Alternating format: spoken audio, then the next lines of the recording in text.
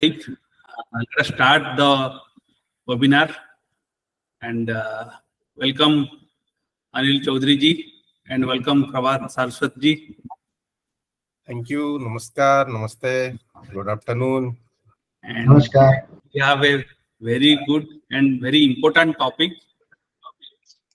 Without any further delay, we can start. And before that, I'd just like to have few introductions about Mission Sustainable India, what we do, what IAEMP does, what TOS does, and how we are helping all the energy professionals to grow, to have more meaningful knowledge sharing session across the nation. So, and I'll take few minutes, maybe 5-10 minutes. After that, Bharat Saraswat ji will take over. He is the main faculty today. He will share his knowledge, insights, and Anil Chaudhary ji will be there, who will share the perspective, stakeholder perspective. Then after that, we'll have our question and answer session.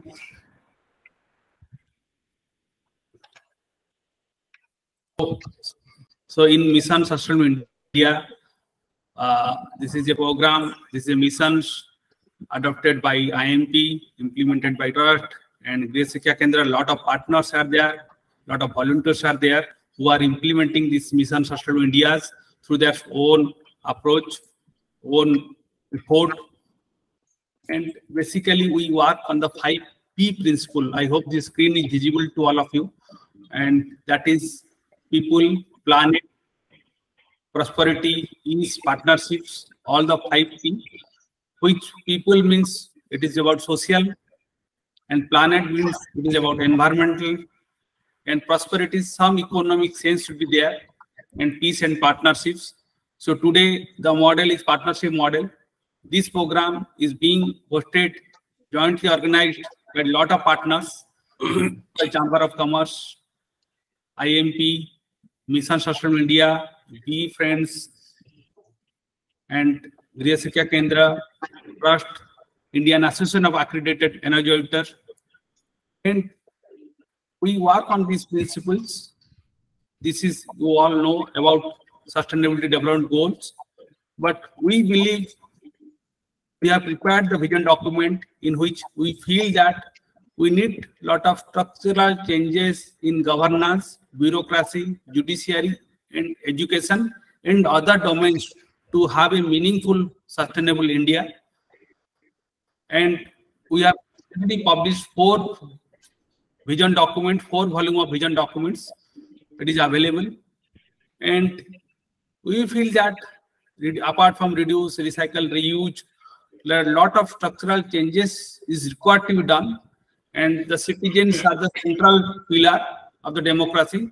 And unless the citizens themselves exercise their duties, perhaps the structural changes are possible. That means we feel the central pillar is citizen, and we have to discharge our fundamental duties, bring the structural changes to have sustainable India. And we have elaborated a lot of chapters in the vision document: sustainable water, sustainable habitats, sustainable healthcare, sustainable food, sustainable energy. So all these topics have been widely discussed, well formulated, widely debated, and we have found out few initiative suggestions which we have elaborated in the vision document. And in short term, sustainable energy, we feel that energy conservation, energy efficiency, then renewable energy should be the pyramid. This is the energy pyramid. This is also in the IAEMP logo. And energy conservation is more important, and grassroots level implementation of energy conservation and efficiency is also important. Solar mission has taken forward, taken an advanced step as compared to National Mission for Enhanced Energy Efficiency. But we feel that NMEEE, not only industries, but also at the grassroots level should happen to have a sustainable, to give a path, meaningful path for the sustainable energy. Now coming to the today's topic, it is about carbon market. We all know about it little bit. This is in development stage as far as India is concerned, as far as our nation is concerned. And we all know the impact of climate change. We all want to mitigate the climate change, and the current leadership, central government has made a lot of effort, and we want to take India to an impressive progress path. And we all know that government of India is developing a carbon market to reduce emissions, to pursue low carbon path. And MOEF, then along with Bureau of Energy Efficiency, already has been formulated a national carbon market. A document has been prepared. It is being discussed, hopefully by September to October. Not moving. Okay. So hopefully by September, it will be implemented. And there is a functionality of e-source energy saving certificate, which the industries are getting or being issued with the help of PAT cycle. And how the functionality will happen, how the dependency of CER and e-source will happen, that is being discussed. So I hope in today's program we'll know a lot about that, how the national carbon market is taking a place, what is the need, what will happen to all the DCs who are in PAT cycle, whether the PAT cycle will continuously be run or it will be merged with carbon cycle, whether 3-year period will be reduced to 1-year period, whether it will be certified emission reduction or there will be also scope for voluntary emission reduction, which we discuss in Mission Sustainable India. So these are the few things, but today's will be focusing on certified emission reductions. That will be morely for all the big 1,000 company. We recently know SEBI has already published the mandatory disclosure which has to be submitted. And today's our faculty will be Sri Bharat Saraswatji. He is a genius in this subject. He is an accredited energizer, passed out his BTech from NIT Surat, and has a lot of expertise in carbon market. When I discussed with him to have this program, he immediately agreed. He was holidaying in Goa, but he told that once I reach, we definitely will have a good show. And this presentation which he will be sharing today, it is not just 5 days or 7 days job. It is a work or effort of almost 1 year, 2 years. The way he is practicing this initiative, and he will be sharing this knowledge, his insight to all of us. Hope all the stakeholders, all these participants will enjoy the sessions and get a lot of knowledge. And this program is jointly organized by IAEMP, IAEA, Indian Association of Accredited Energizers, UCCIL, under the banner of Mission Sustainable India. You can all join IAEMP as a live member. And without any further delay, I now request Sri Bharat Saraswatji to take over and start his proceedings, start his sessions. And we can have all the questionnaires answered in the last, but definitely I'll request to put all the questions in the chat box by introducing them yourselves. And if required, Prabhaji can intervene, take up some right question at right moment. So I request all of you to put your name and your question in the chat box. Definitely question and answers is the important one. Now I welcome Sri Bharat Saraswatji to take over and start the session. Prabhaji. So thank you, Vibhuji, and thank you all the organizers to organize this webinar and inviting me for sharing my whatever I have learned little bit, not as you have said, not expert.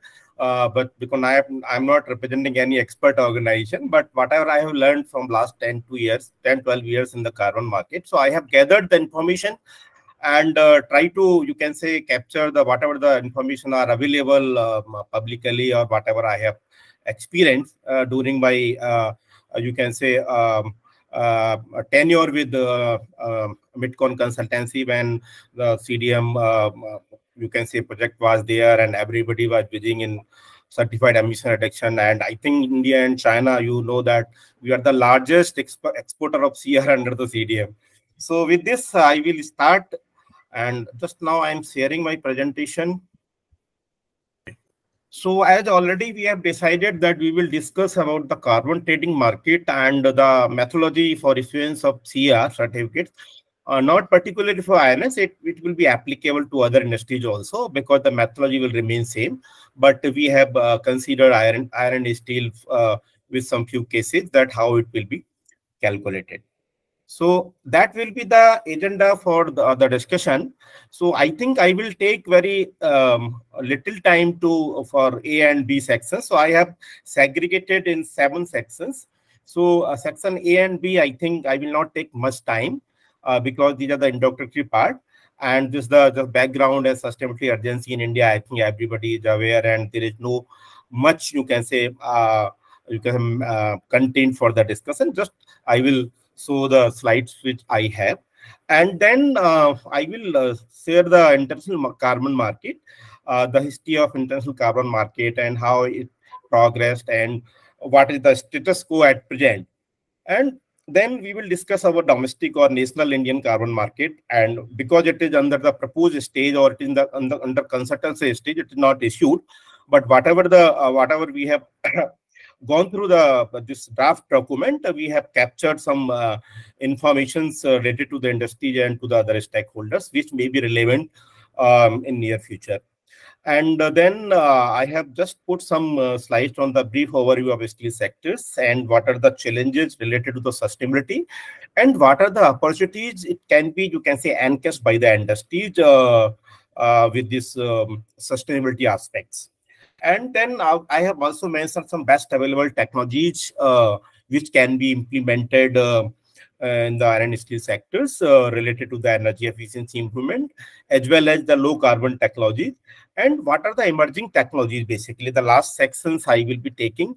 What are the emerging technologies, or you can say the based on the maturity level, or based on the technological readiness level. So in the coming next 5 to 10 years, which are the emerging technologies and which are the projects, you can say, are demonstrated in the industry, and some projects are on the pilot stage. So based on that, I have gathered some information, and I have gathered you can say some results on the pilot projects or demonstration projects for sharing with you. So I will not take much time. This is the company which I am representing. This is the Euro-Asia Consulting Company. Basically, it is based in Germany and headquartered in Munich. And I am in Mumbai office. So these are some verticals we have. So I am representing sustainability, and I am working as a principal over there. So not miss. So these are the other services related to the sustainability which our company is offering. So related to the carbon footprint and related to the ESG formulation. So these are the all various activities which we are offering to our clients. So I think already Mr. Vivu has introduced myself, so I think I can skip it. And this is my small experience related to the energy sectors in the, you can say, for energy management advisory services or energy audits related to the energy conservation and energy efficiency in the various sectors. Yes.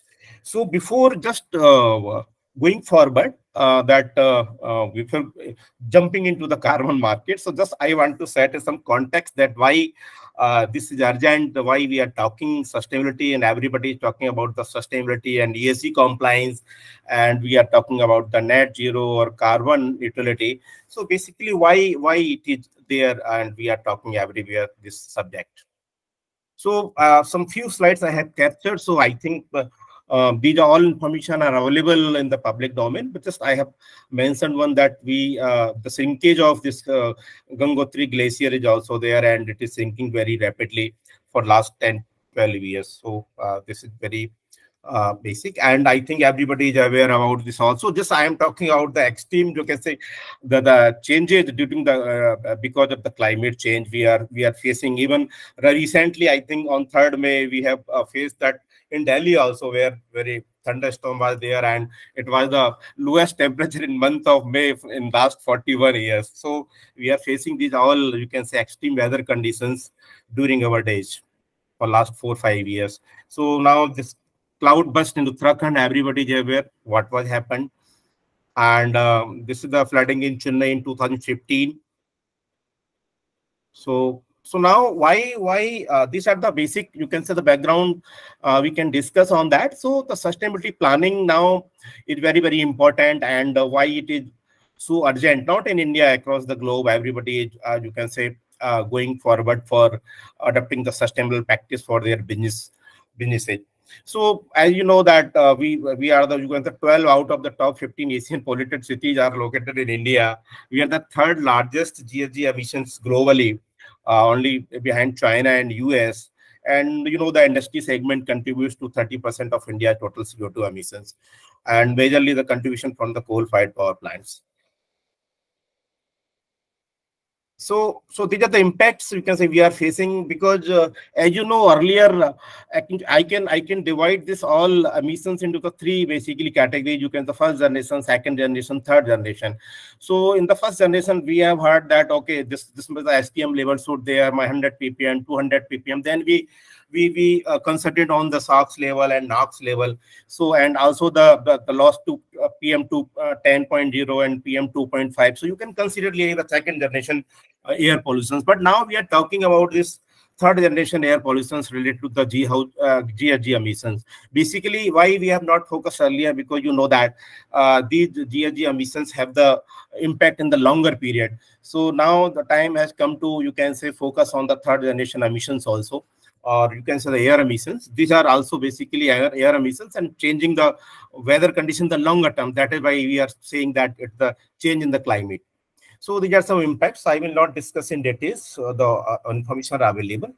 So now the sustainability we are talking about. So the first very important pillar of that ESG is basically environment.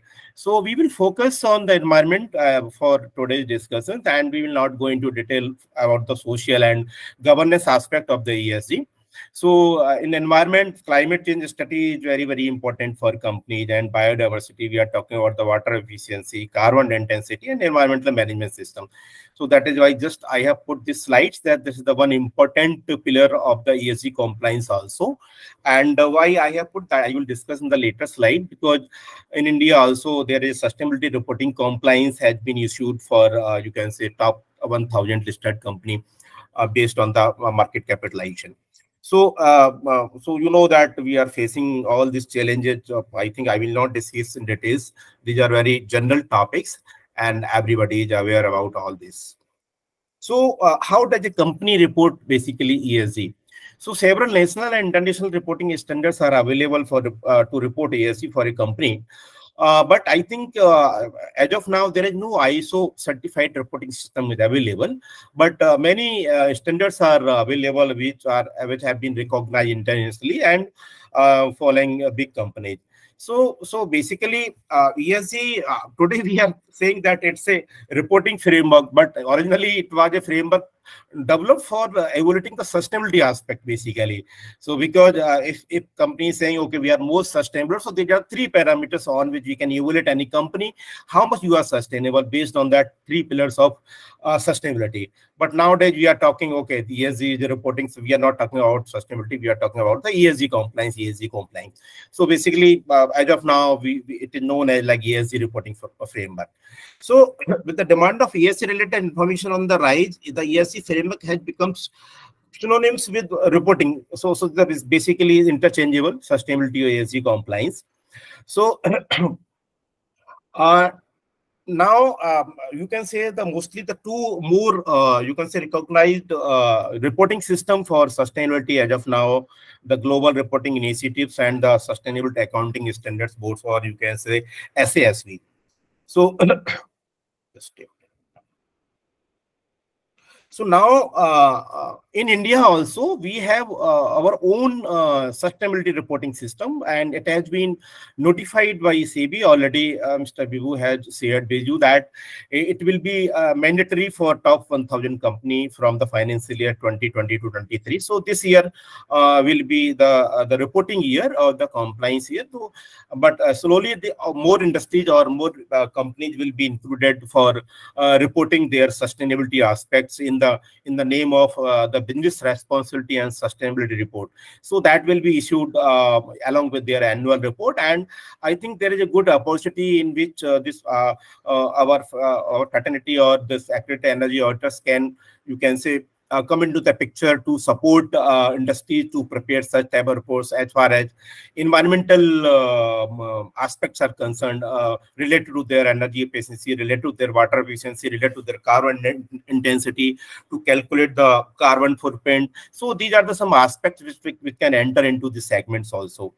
So there are the three sections, basically the general disclosure sections, management and process disclosures, and the principle. There are basically the 9 principles are there. So like some mandatory indicators they need to disclose, that is called essential indicators, or you can say mandatory, and the leadership indicators, or you can say it is just on voluntary basis you can disclose those if you have achieved a good, you can say, result related to the environmental or environmental friendly aspects, or you have reduced some air pollution, you have reduced some CO2 emissions. So based on that you can disclose their voluntary, but I will not discuss in details that how it will be prepared. There is some guidelines are there, national guidelines reporting for business conduct. There is a national guideline for this BRS report. So I think, but the 9 principles we have taken from the, you can say, the international reporting systems or guidelines, and all the each principles of out of 9 principles, each principles we can correlate it with our UN SDG. As you know that we have 17 SDGs declared by the UN. So our each principle, which are the core, you can say, the part of our reporting system. So each principle will affect or you can impact the SDG. So these are some I have prepared based on that KPIs in the each principles. So all are related with the each SDGs. Yeah. So this is the basic background. Now we can discuss about the. I think I will start with the international carbon market, and as everybody is aware that there is a race. Basically, I can say it. There is a race to net zero, and this is the country wise. I have not considered all the countries, but some major countries or some selected countries I have put here, and you can see that. The net zero target, and you can see at the left hand side, or it is right hand side from your screen, that before 2023. So there are the 2 aspects basically, the carbon peak and the carbon neutrality. So the country which have already achieved their carbon peak, it means they have started reducing their carbon emissions. So you can see here, the excluding India and China, all the European countries have achieved their carbon peak, and they have started, you can say, reducing their carbon emissions.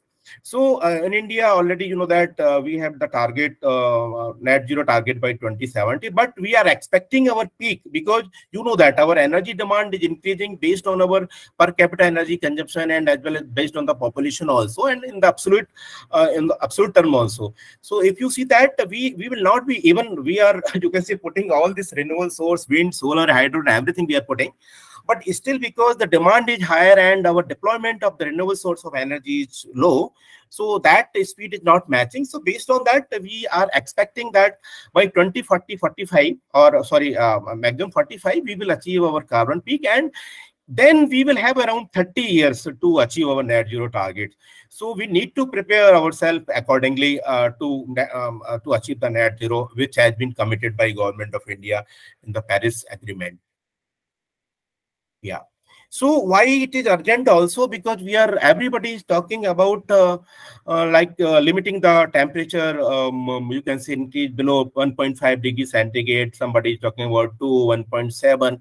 So why we are talking about? Because there is certain you can say the carbon dioxide emissions concentration in the atmosphere, which is contributing for the global warming. So we need to limit that concentration of the CO2 in terms of ppm, or it is around, it should be below 400 ppm. So it is more than. So if you consider these, that how much we have already consumed means how much we have emitted in the atmosphere. So based on that, if we are targeting that our temperature increase should not go beyond 1.5 degrees centigrade, and we have considered like 50% the likelihood of that scenario. So we have already emitted to 2495 gigaton of GHG emission, and out of that, we want to limit it below 1.5. Then we have only 9 years, and with the you can say amount of 380 gigatons. So we have the carbon budget. It is the global carbon budget. It is not for India. It is not for China. It is not for US. So 380 gigaton, we have the complete budget. I think you people may be aware about that. Around 40 gigaton annually we are emitting globally. So we have around 9 years to achieve that figure. So in the same scenario, if we don't get this, then temperature will go up to 1.7 degrees centigrade, and it will take 13 years with the budget of 730. So these are the basic figures. Just I wanted to show that to understand what are the meaning of carbon budget, what we have. Like everybody is having budget, in even our family, we have certain budgets to meet our expenses, and we have certain incomes. And based on that, we you can say make our expenditures. So these are also, you can say, you have to you can see in this direction that we have also limited carbon budget to consume it. So now, what are the carbon markets? So and carbon credits. So basically, carbon markets, you can refer. Basically, it's a trade of carbon credits between the two parties, or basically, or you can say the carbon credits may be compliance market or the voluntary market also. There are the two type of markets. If you talk about the carbon market, so there's the compliance market. Like earlier it was CDM. CDM is now is not exist now. And the Paris Agreement Article 6.4, this is also you can say the compliance market, and the European Union ETS. So these are the like compliance market, you can say. And the voluntary market, there are some different standards like Vera Gold standards, American Carbon Registry, and the Climate Action Reserve, ART, BCR. These are some voluntary carbon markets in which we can get the we can receive the carbon credits after registering after the project registration under this registry. So these are the international carbon markets, voluntary carbon market. And later in the later stage, we will discuss about our national domestic market also, how it differs from this. So how it works basically. So there are the four stakeholders in this complete schemes for any carbon project. So first is the project developers, who is investing the money, and who is designing the project, and which is, you can say, helpful to offset the carbon or remove or reduce the carbon from the atmosphere. And the standard bodies. So they are the certifying agency, or you can say the validation and verification body, which are, you can say, approved by the standard or registry, like Vera and Gold standards. So they have to validate our project, whether this project is in line with the methodology, approved methodology or not. Then the brokers, once this project is registered and the carbon credits are issued under the voluntary carbon market, then we can go to the brokers, or like you are aware about that we have our energy saving trading platform like PXIL and IXI. So such type of brokers or exchange are there in the international market for voluntary carbon credits. And buyers like now, based on their commitment for achieving their net zero or decarbonizing their business based on their timeline, so some buyers are there to meet their compliance for purchasing voluntary carbon markets. So one carbon credit is basically equivalent to 1 ton of 1 metric ton of GHG emissions, and you can say the 1 ton of CO2 equivalent. Yeah. And also the carbon credit can be sold multiple times until it is retired by the end users, and it is declared that okay, they are declaring so much carbon credits to compensate their carbon emission. So this is the another key factor of the carbon credits. So now why carbon markets is required? So what is the demand? So drivers of the carbon market demand. So key factors, like I think if you see the last year the um, issuance of the voluntary carbon credit (VR) or verified emission reduction, um, and the 21 and 22, I think there are 3 times you can say increase in that voluntary carbon market. So why? One is the Paris Agreement, because every country has their own NDCs, nationally determined contribution for reducing their carbon emission, reducing the GHG emission along with the timelines. And the technology gaps. So companies are limited by technologies that are available at a scale and not cost. Maybe some for some industries, say example, I am talking about the steel industry. As of now, I think there is no cost-effective measures to put into the plant to reduce their carbon emission, because carbon capture utilization is also not, you can say, now cost effective. Even the green hydrogen is also not available. So in that case scenario, how they will you can say go forward for reducing their carbon emissions? So for those industries, they have already, like Tata, Vedanta, JSW, they have already committed their net zero target by 2050 or 2045. So for those voluntary, you can say these are the voluntary carbon basically customers, they will buy such type of. And time gaps, companies do not have the means, you can say that the timeline. Say example, okay, I want to replace my all fossil fuel, or you can say the coal based blast furnace into the hydrogen based blast furnace. Then as of now, there is a time gap. I think it will take 10 years. So these are the one factor, but we need to, you can say, act now. So these are the another carbon market demand factors. And the stakeholder pressures. So you know that everybody is now talking about that sustainability and ESG compliance. So I think you may be aware about that there is a ESG corpus fund is also there. So funding is also based on now ESG scores or sustainability score as of now. So these are the pressure from the stakeholders also. So these are the key, you can say, factors for driving the voluntary carbon market. So this is the, you can say, overview of the global carbon market for last 5 years. If you see that, I think you can see the, you can say, growth in the one from 2020 to 21, it's 4 times approximately. So there was a market of around 2000 million USD or 2 billion USD.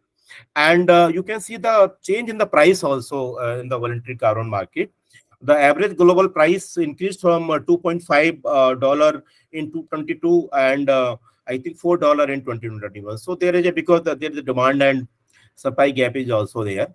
So these are some key highlights.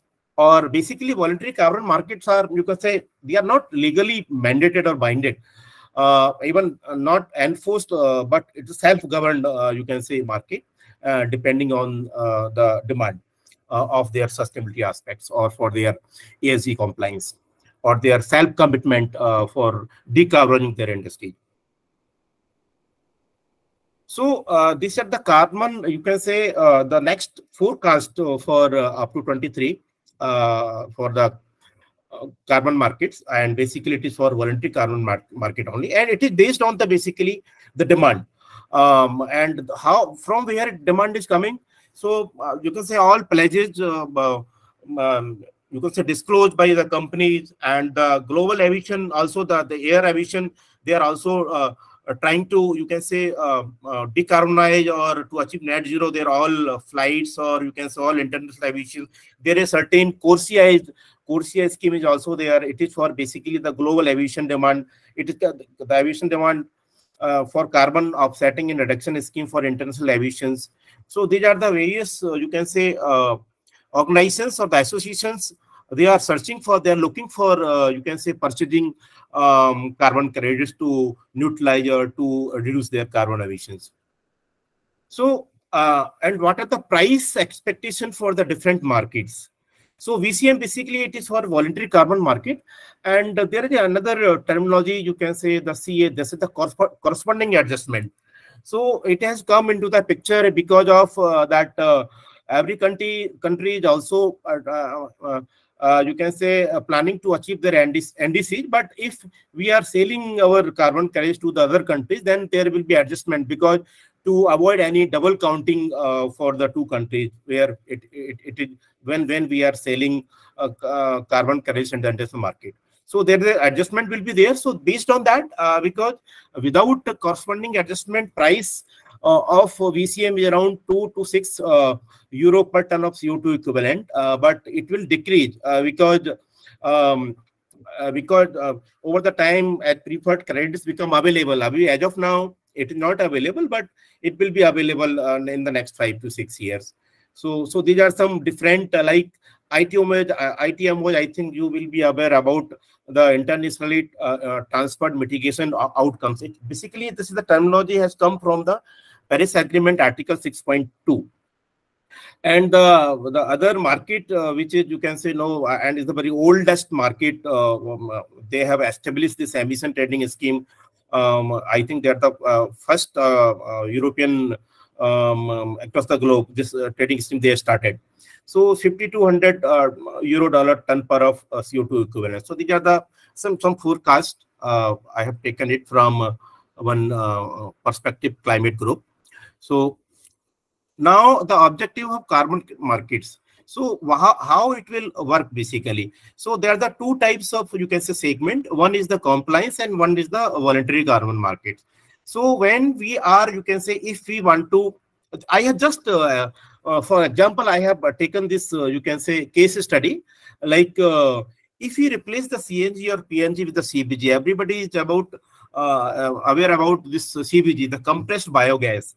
So I think we can replace it the CNG or PNG if with the CBG. So how this project will be getting carbon credits, and how the monetary benefits can be availed, or you can say additional revenue can be generated through sale of carbon credits. So these are one example. So like, say example, current situation is like we are using CNG, PNG in the transportation and PNG for cooking and industrial applications also. So there is certain carbon emission, certain amount of CO2 emission is there when we are burning CNG, PNG in the transport sector and in cooking also. So there is certain emission factors, and we can calculate the baseline how much CO2 emissions we are producing per kg or per liter of CNG, PNG, like that. So project idea, like if we produce the CBG from the agro-based or municipal solid base, so there is certain definition of the renewable source of energy. So once we produce this CBG and we replace this, so there is a certain, you can say, additionality is also there. So it is not like that every project based on the renewable source will be applicable for getting the carbon credits or to getting the registered into the voluntary carbon market. So basically it is based on the capex and opex. So say example, if capex and opex for the CBG is greater than the capex and opex of PNG or CNG, so in that case additionality will be there because it means it is not viable. So we need to show or justify the project, the viability, that without getting the benefit of the carbon credits, this project will not be viable. So that is the very important, you can say, eligibility criteria to get the project registered under this market. So also like carbon markets, like additional revenue stream. So that is the, like, emission reductions will be counted, like baseline emissions when we are using CNG, PNG, and also some emissions will be there from the project also. So we will detect the project emissions, and whatever the difference will be there, it will be converted into carbon credits. So these are the basic example how this carbon projects will be registered. So methodology to quantify the GHG benefits. So there are certain methodologies available under the CDM. As of now, all the method, not all, I think more than 90% methodology will be applicable for VERA and this gold standards also, which are already approved by the CDM. So for CBG, there is certain methodology. So we need to follow that methodology, and it is similar for all similar projects. Regulatory of carbon markets, like if the project is registered along with the gold standard. So the gold standard will be the regulatory. So they have already approved some methodology. So based on that, the baseline will be established, and the actual emissions through the project will be calculated. And based on that, the quantity of GHG emission annually will be calculated, and accordingly, carbon credit will be issued. So now, so what is the history of international carbon market? I think in 1992, the first agreement was signed. I think in the conference that is called the Earth Summit or the Rio Summit. It was held in Rio. So the Rio Summit was there in Brazil. So and after that, Kyoto Protocol came into the picture, and that UNFCCC agreement basically came into force in 1994. After that, basically Kyoto Protocol is the addendum of that particular UNFCCC. So and then 2001 agreement for on the Kyoto Protocol rules was made in the Morocco in 2001, and this Kyoto Protocol came into force in 2005. So the first legal binding for reduction of carbon emissions in the developed countries came into the picture, and the first phase was there from 2008 to 2012, or you can say that are the CDM projects. And then after that, in 2015 Paris Agreement, and then rules were made, and 2021 the market rules also had been already issued, that how this Paris Agreement will work. So you know that now NDCs are there. So every country has declared their NDC with certain timelines. So for 2021 onwards, now this NDC, based on the NDC, market will work. And the international target periods already we have discussed, and international carbon market. So earlier some pilot projects were implemented in the scheme of AGI, activities implemented jointly. Then Kyoto Protocol market mechanism for CDM, and Paris market cooperation now. So the compliance scheme, basically, for example, I have already told you that European emission trading scheme, they launched it in 2005 based on that Kyoto Protocol, and trading started. So now these are the timelines. And the independent standards are also there for voluntary carbon market. So the top portion is for compliance market, and bottom portion is for voluntary carbon. So these are the themes of the project. So which type of projects are there? So you can see between 2000 to 2010, the renewable energy efficiency, and co-cluster programs. Basically, these are the themes for you can say generating the carbon credits. Then the RED plus. So basically, the reducing emissions from deforestation and degradation of forest. Then the voluntary use of CDM, because it was ended in 2015 after Paris Agreement. So now Paris aligned, now the removals of carbon under the Paris Agreement. So basically these are the very dynamic markets. Now, as of now, you can see the only the Paris Agreement and the voluntary carbon market is available. You can say the boxes with the golden line. And the dotted line, these are not basically existing as of now. So I think I will skip this. This is just for your information. Now, how many trading markets are there? Carbon trading markets are there. These are basically the compliance market, or you can say the emission trading scheme or the compliance carbon market. With the same, you can say synonyms for the market. So as of now, 28 emission trading schemes are available across the globe. And eight are under development, and you can see the India portion also. So under consideration 12, because we are in the draft stage. So out of 12, our carbon trading scheme is also there. So I think it will come by 2023 for voluntary carbon. I think by 2025-6 for the compliance market. We will discuss in the Indian carbon market. So these are the compliance carbon market size and historical trend for last 5 years. So I think I will also not discuss in detail because we have limited time. And the global compliance carbon markets, I think these are the major emission trading schemes, or you can say that what are the price, basically the average price for particular emission trading scheme like European Union, which is around 83 USD per ton of CO2 equivalent. And in the last column, you can see in the right hand side in the table that how much coverage of their total emissions they have covered. Like, say, example, in India, we are planning to, you can say, capture all these designated consumers in 11 or 12 industrial sectors. So they have also identified certain industrial sectors, or you can say domestic and commercial sectors. So as of now, they are covering 38% of total GHG emissions. So like these, all the contribution from the major 10, 12 emission trading markets. So now what are the average price? So if you see in the bottom, so less than 10 USD per ton of CO2 equivalent of per CR, the price was discovered in 2022, and the coverage for the particular carbon credits, or you can the carbon emission, is around 4,000 to 5,000 million tons. So here I want to, the key message is that for the quantity of around 5,000 million ton of CO2, there was a price range, or you can say that the price less than the 10 USD per ton of CO2. And for the next 5,000 to 6,000, or you can say for the 1,000 million ton of carbon emission, there was a price between $10 to $30. So why I'm sharing this? Because this price is depending on the quality of carbon credit. There is terminology, the quality of carbon credit, depending which type of projects is there. Say example, nowadays there is no very less price for any solar project or wind project or hydro project, because the cost have come down, so there is no additionality is there.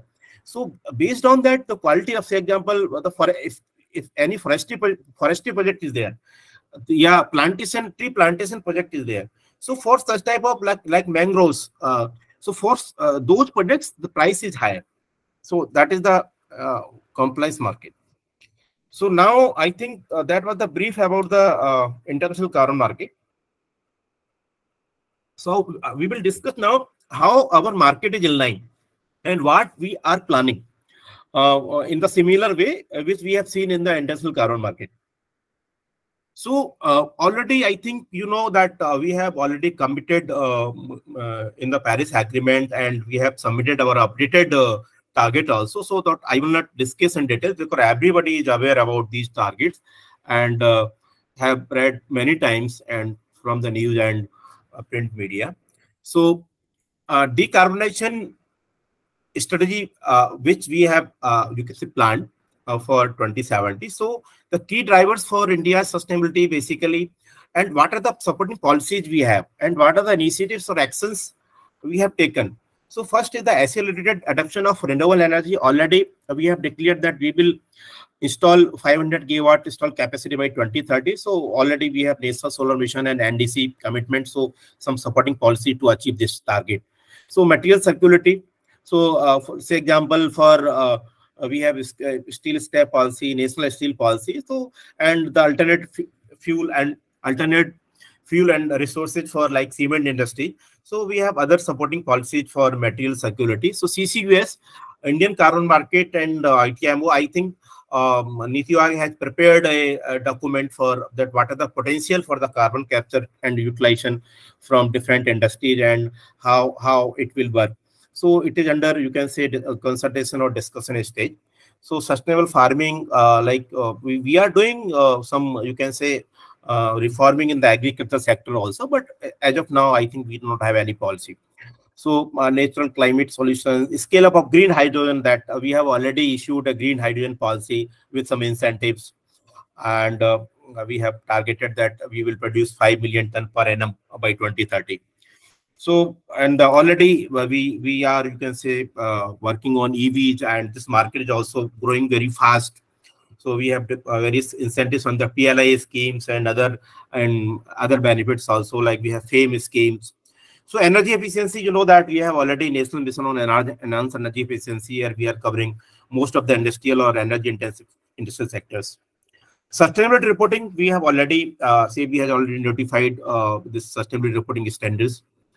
So now the proposed Indian carbon market, based on that, the documents which had been issued by Bureau of Energy Efficiency during the consultation meeting. So I have captured some key points for discussing here. So you know that we are the even the carbon credit. I have already discussed that we are the second largest developer and supplier of carbon credits when CDM scheme was there after China.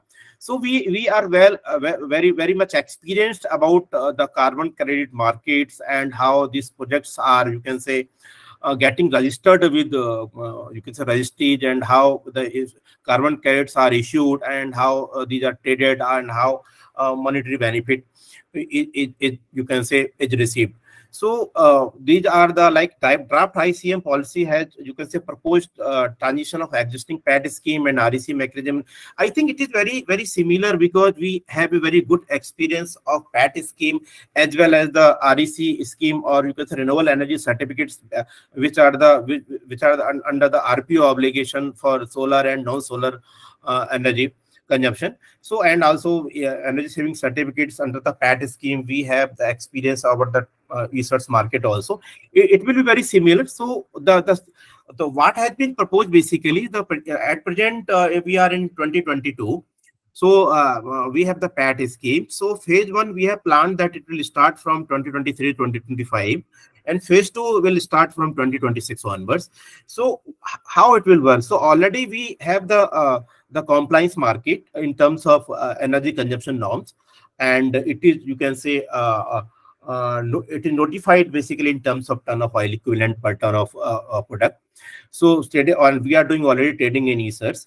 So with optional conversion of carbon credit certificates will be there. So whatever the ESERs, say example, any industry has some numbers of ESERs. Also, those ESERs also can be converted into the carbon credit certificates to participate in the phase 1. But in phase 2, the carbon credit trading scheme will be launched. So it will take 2-3 years, and that will be called basically the carbon compliance market. So targets will be given in ton of CO2 rather than in ton of TOE per ton of product, and trading in the carbon markets. So certified the compliance carbon credits, you can say, trading in ESERs, rather than ESERs, it will be in the CCCS. So that will be the compliance market. And the offset markets. Offset market basically the voluntary carbon market. So earlier this facility was not there. Somebody want to, you can say, generate ESERs, so not allowed. Only the designated consumers or obligated entity were allowed. But in this carbon market, it has been proposed that anyone which has no obligation to reduce their carbon emission, they can come into the market, and they can come up with the offset projects and get the carbon credits, and they can sell, and they are also allowed to trade the carbon credits into the voluntary market. So the option mechanism will focus on basically the purpose is to, you can say, incentivize to the carbon reduction project from the non-obligated energy or non-energy sector industry, because it is already mandatory for all PAT industries for carbon reduction targets. So, and the transitioning of PAT scheme, which has been proposed, that from the cycle 4, so it is already there that conversion will be there. They can go for the conversion. But from the cycle 9, the target will be notified in terms of, and also the 3-year cycle will be reduced in the 1-year cycle. And so every year now, the compliance, like M&B audit, earlier it was there under the PAT scheme. So there will be the carbon, you can say, performance of carbon credit compliance will be carbon audit will be there for the verification purpose. So cycle 9, 10, and 11 will be issued or notified, and other PAT cycles will be allowed, because they will have some ESERs, additional ESERs, or they may have to purchase as per their compliance. So those will be converted into the carbon. Their option is there. There is no mandatory. They can also carry forward in the same fashion, because some trading also will be allowed up to cycle 7. So the methodology for issuance of carbon credit. So as you know, under the PAT scheme also, the same in the same fashion, the carbon credit, the issuance or the quantity of carbon credits will be calculated based on that the particular targets. The targets will be given based on that our NDC targets, and like earlier we fixed the baseline. So now for the sector wise, some carbon targets will be issued based on the different trajectory and based on the NDC's alignment. And say example, there is some 2.3 ton CO2 per unit target is there, and industry A or company A is able to reduce their carbon intensity by you can say from 2.3 to 2.1. So there will be additional you can say carbon credit will be issued. And industry B, which was given the same target, but they have not they are not able to reduce their carbon intensity. It has gone. So in the same fashion, like ESETs, it will be 1. Okay. So, earlier in the PAT scheme, we covered around 13 industrial sectors. So already that will be the compliance market. So all the industrial sectors which were covered under the PAT scheme also will be covered under the carbon compliance market also for compliance, carbon compliance also.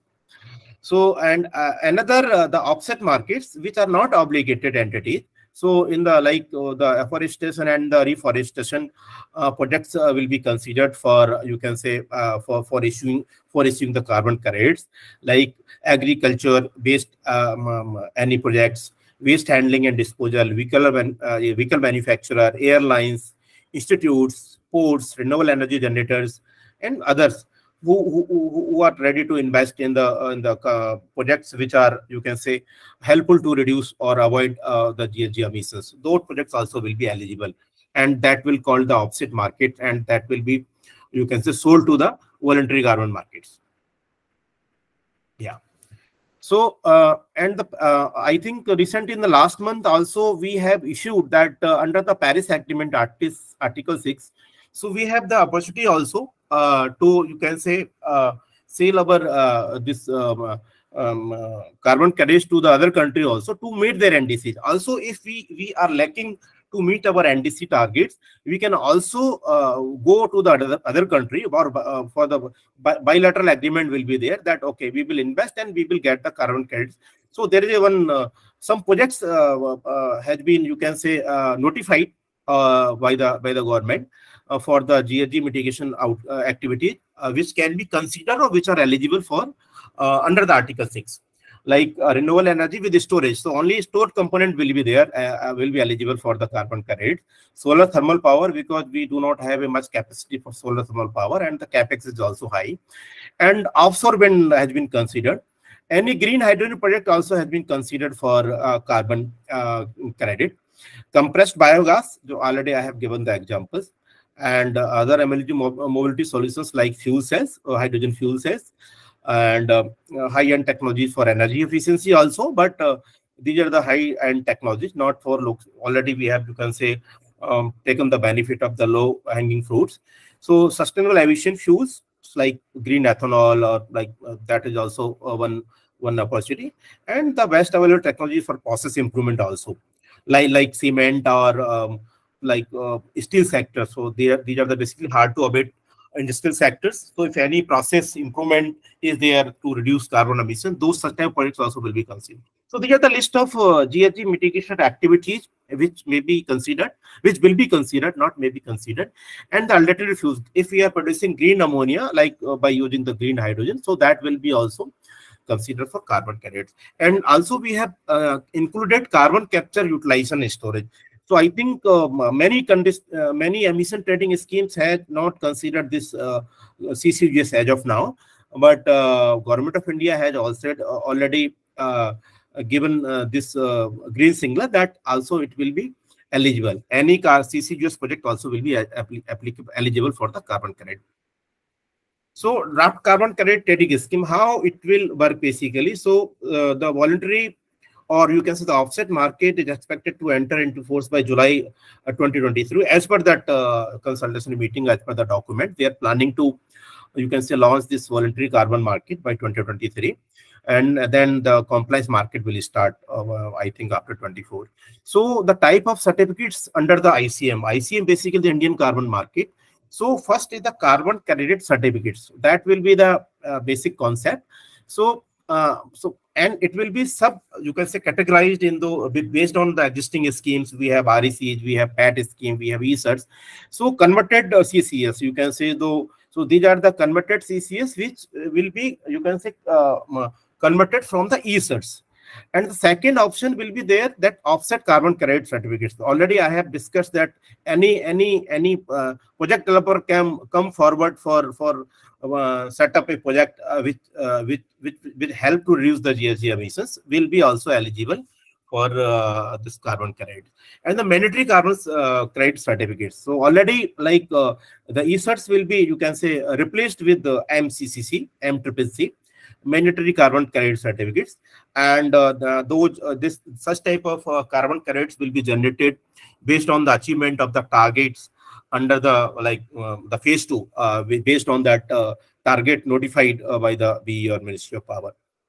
And the Central Electricity Regulatory Commission will be working as a regulatory authority.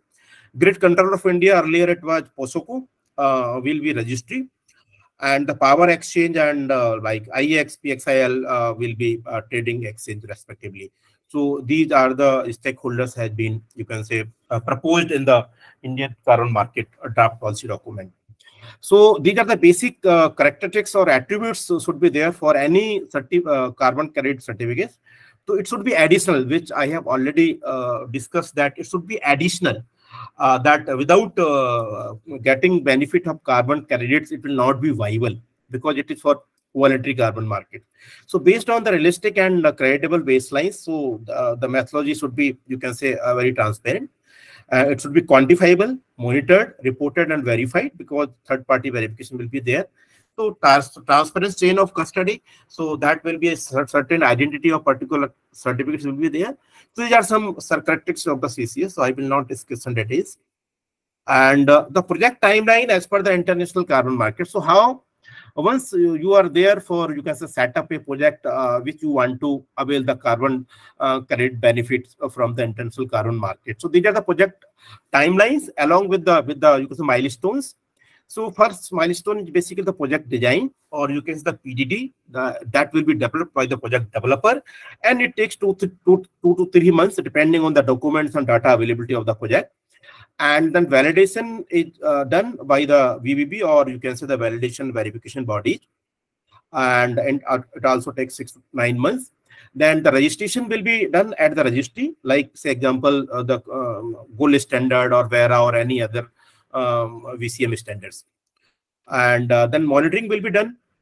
Then once again verification will be done by the VBB that that much quantity has been reduced or avoided or removed through the project. And then finally the certificates will be issued by the registry. So these are the timelines and the different milestones for the international carbon markets. And these are the Indian carbon market, you can say, trading scheme, or the dark carbon credit trading schemes. So key stakeholders of carbon credits in Indian market. So there will be a Indian carbon market governing board that will be, you can say, looking oversight of the scheme, complete schemes. And the ICM administrator, that will be BE, that will be done by BE working as the administrator. And the ICM registry, like already we have discussed, the Grid Controller of India. Then ICM trading regulators, CRC, will be there. Then technical committee, the bureau shall constitute one or more technical committee for different areas depending on the sectors for voluntary mechanism. So then finally the accredited carbon verifieds. So that is also, I think, BE will prepare a eligibility criteria like M&B auditing agency in the PAT scheme. So in the same fashion, I think accredited carbon verifieds will be there. So that is the purport, but I'm not much aware about how it will be designed or formulated by BE. So this is a simple CBG use case which I have prepared just to know that how or how much carbon credits can be generated. This is a very simple example of in the municipal corporations, which they have set up a biogas plant or CBG plant from the MSW base. So this is the sum, you can say, the flow of the, you can say, by 300 TPD organic waste, we can generate 10 TPD of CBG. So that will be converted in bio-CNG, and some rates will be there, like 50 per kg. And how much FOM, fermented organic manure, will be there. So that is also very, you can say, organic manure is there. So that will help to, you can say, improve the soil health. So we are, Government of India is also planning to, you can say, increase the use of this fermented organic manure once the more and more plants are available in India for CBG productions. And the carbon credit through FOM, that methodology very complex, but also it can be evaluated, because that is also a benefit to reduce, FOM is also helpful to reduce the GHG emission through the, to improving the soil health, or you can say the organic carbon in the soil. So that is the another aspect. So allow approximately 11 credit cards estimated per ton of CBG, but that may vary depending on the yield of that MSW. So that is simple examples I have made for sharing. Yeah. So how much time is remaining, Mr. Prabhatji, you go ahead. It is Okay. very interesting and quite insightful. Okay. Please go ahead. Okay. Okay. So now just I have put some, you can say, information on the iron and steel sectors, and how, because it is not necessary that this compliance market you have to participate. That will be there, but all iron and steel sectors have their own commitment for decarbonization or to achieve their net zero. So based on that, what are the challenges, how it can be done, what are the best available technologies we will discuss, and what are the emerging technologies for, you can say, low carbon, not economy, I think low carbon steel sectors, or the green steel. So steel industry overview, just I have put 2 slides just for reference. So this is our industry growth for the crude steel production. So the capacity, you can say the pink color, and the blue color is the production, and the overall utilization. This is the average utilization of the industry annually. So up to financial 2022, and I think production was 120 million ton, and the production capacity was 154 million ton. So the projected, as per the NPC, sorry, the National Steel Policy, and we have targeted that 300 million ton of steel capacity will be there, and the projected or the production target is around 255 million ton, depending on our demand and other things. So these are the basic highlights. I will not go in details at how much production capacity is from the blast furnace and basic oxide furnace route, how much capacity is for electric arc furnace route. But these are the, you can say, the leading players, you can say SAIL, RINL, TSL Group, AMNS, ArcelorMittal, Nippon Steel are the leading players, accounting 62% of the total production. So these are the basic, some key facts basically. So, and the same in the bottom graph, you can see for the finished steel, the capacity and import export also. Basically, we are the net exporter of the steel, the finished steel. So now that is very important, because you may be aware about that the CBAM one another terminology is coming very soon. So it is the European, basically European Union carbon tax for the imports of any. I think they have identified 5 items like aluminium, steel, fertilizers. 3 more items are also there. So for those products, they will have some carbon tax if they are importing from developing countries. So that will be very useful for, like, if we are exporting such products in European countries. So now this carbon intensity of the particular product will be considered, how much CO2 emission, we are emitting for producing 1 ton of steel. So based on that, that will be compared with their benchmark, and if we are emitting additional CO2 per ton of product, so importer need to pay that particular tax. So that will be there in near future. Already, I think they will be launching it in October 2023, but it will be effective from 2026. So we will have 3 years for you can say preparing ourselves for such type of carbon taxes for in export markets, particularly in European country. So these are the same for sponge iron. I think I will not take much time because all these information are available publicly, and you can go through it. So these are the like even the sponge iron also the same production capacity and the capacity utilization is there. So I will not discuss in details. So the DRI route and we have the basically two routes for producing steel. So these are the expansion plans by 2030. I think that is also not necessary, but I think we need to know which type of technology are coming and how they are, you can say, planning to reduce their carbon intensity for steel production. So these are some major players who are coming up with some big expansion plan. And I think this is from the TERI document, which they have issued the document, you can say, for the steel sector, that the roadmap to a net zero steel sector in India. So TERI has prepared a net zero roadmap for India's steel sector. So I think we have already national policy in place, national steel policy in place in 2007. Then you can say TERI has already issued a document for the consultation for how the steel sector can be decarbonized, and based on the maturity of the technologies, based on our vintage of the plant, based on the cost effectiveness for reducing CO2 emissions. So there are a certain roadmap they are preparing, and I think in 2020 it has been released also. Then the second step is the increase the scrap utilization. That will help to reduce our you can say raw materials, and also reduce the emission because the less energy consumption will be there.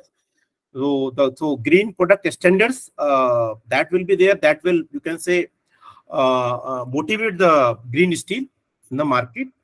And the government is also planning for, you can say, put some or motivate R&Ds and the demonstration plants in India. Then public procurement targets also will be there. So by 2030, a rapid scale of new low carbon technologies, like I think we will be having green hydrogen at the time also by 2030. And then comprehensive policy framework will be there, and the commercial scale factories or the net zero iron steel. So by 2070, the same, like we have the overall net zero target. So they are also preparing for steel sector that by 2070, the sector also will get the net zero. Yeah. So these are the key highlights from that. I will discuss briefly that what are the key messages from this slide, basically. So you can see here already we are far behind from the international best practices. Like coke rate, we are using more coke rate compared to international best practices. Like against 230, 275 to 350, we are using 400 to 600 value target for 2030 as per the national steel policy 300 to 350. So it will help to reduce our CO2 emissions. Like in the same fashion, we need to increase the PCI rate also. At present, we have 50 to 200 kg per ton of hot metal against the international benchmark of 200 to 225 around. And so and the blast furnace productivity, because the small capacity blast furnace, so we have the lower capacity per blast furnace, so the productivity is also low.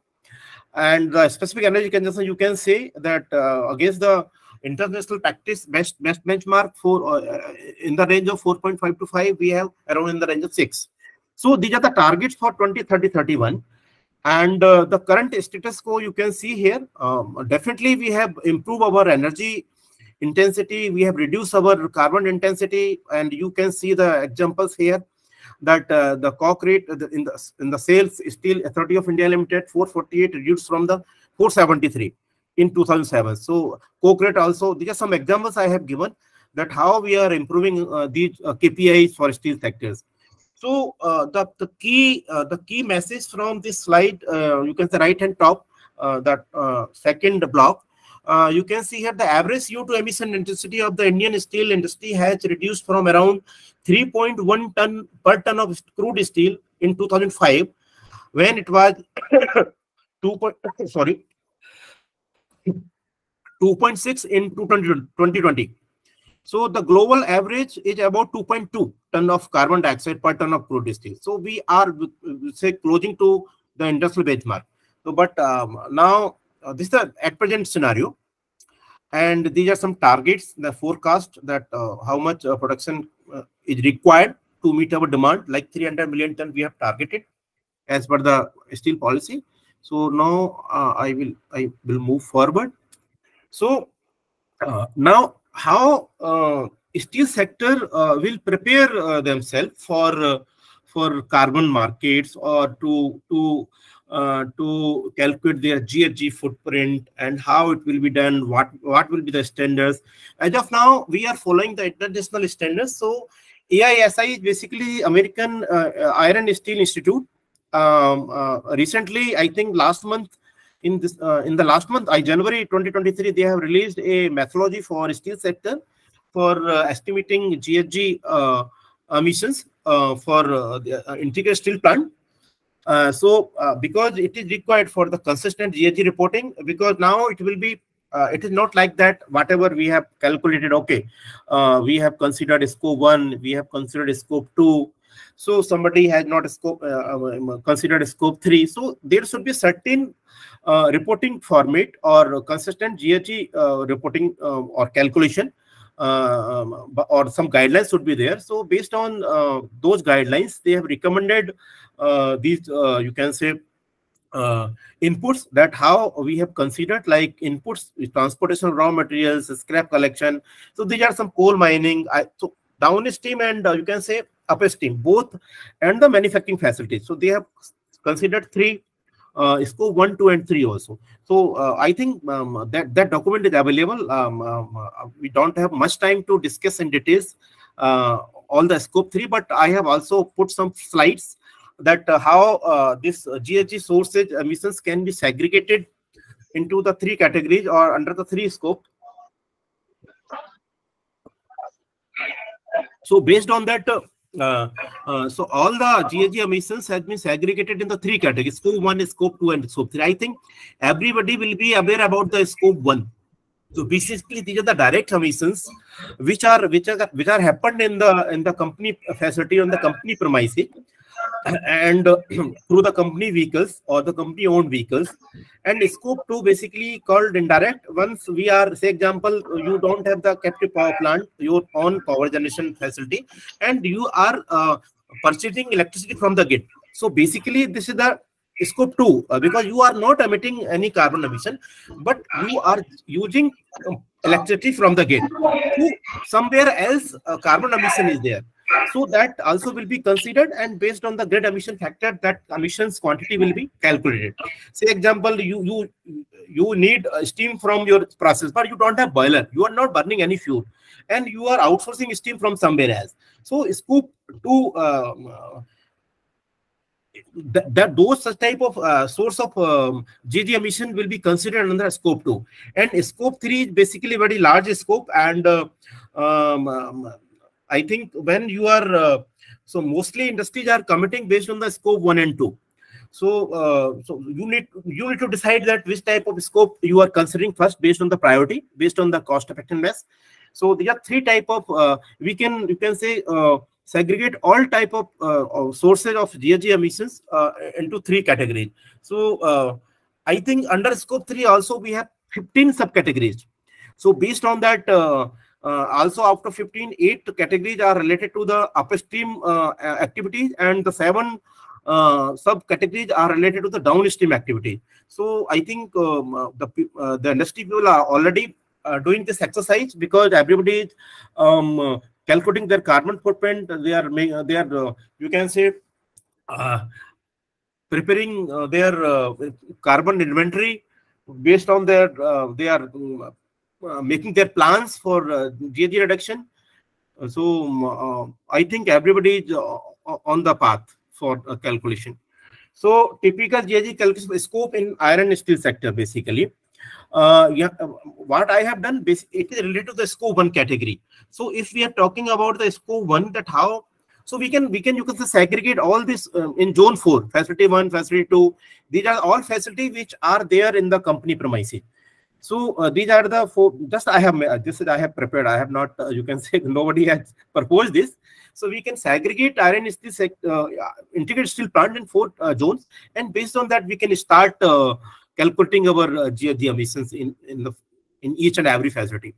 So, but how you will calculate the CO2 emissions from their energy sources? So there are certain emissions factors are available. You need to calculate each and every factors. These are publicly available.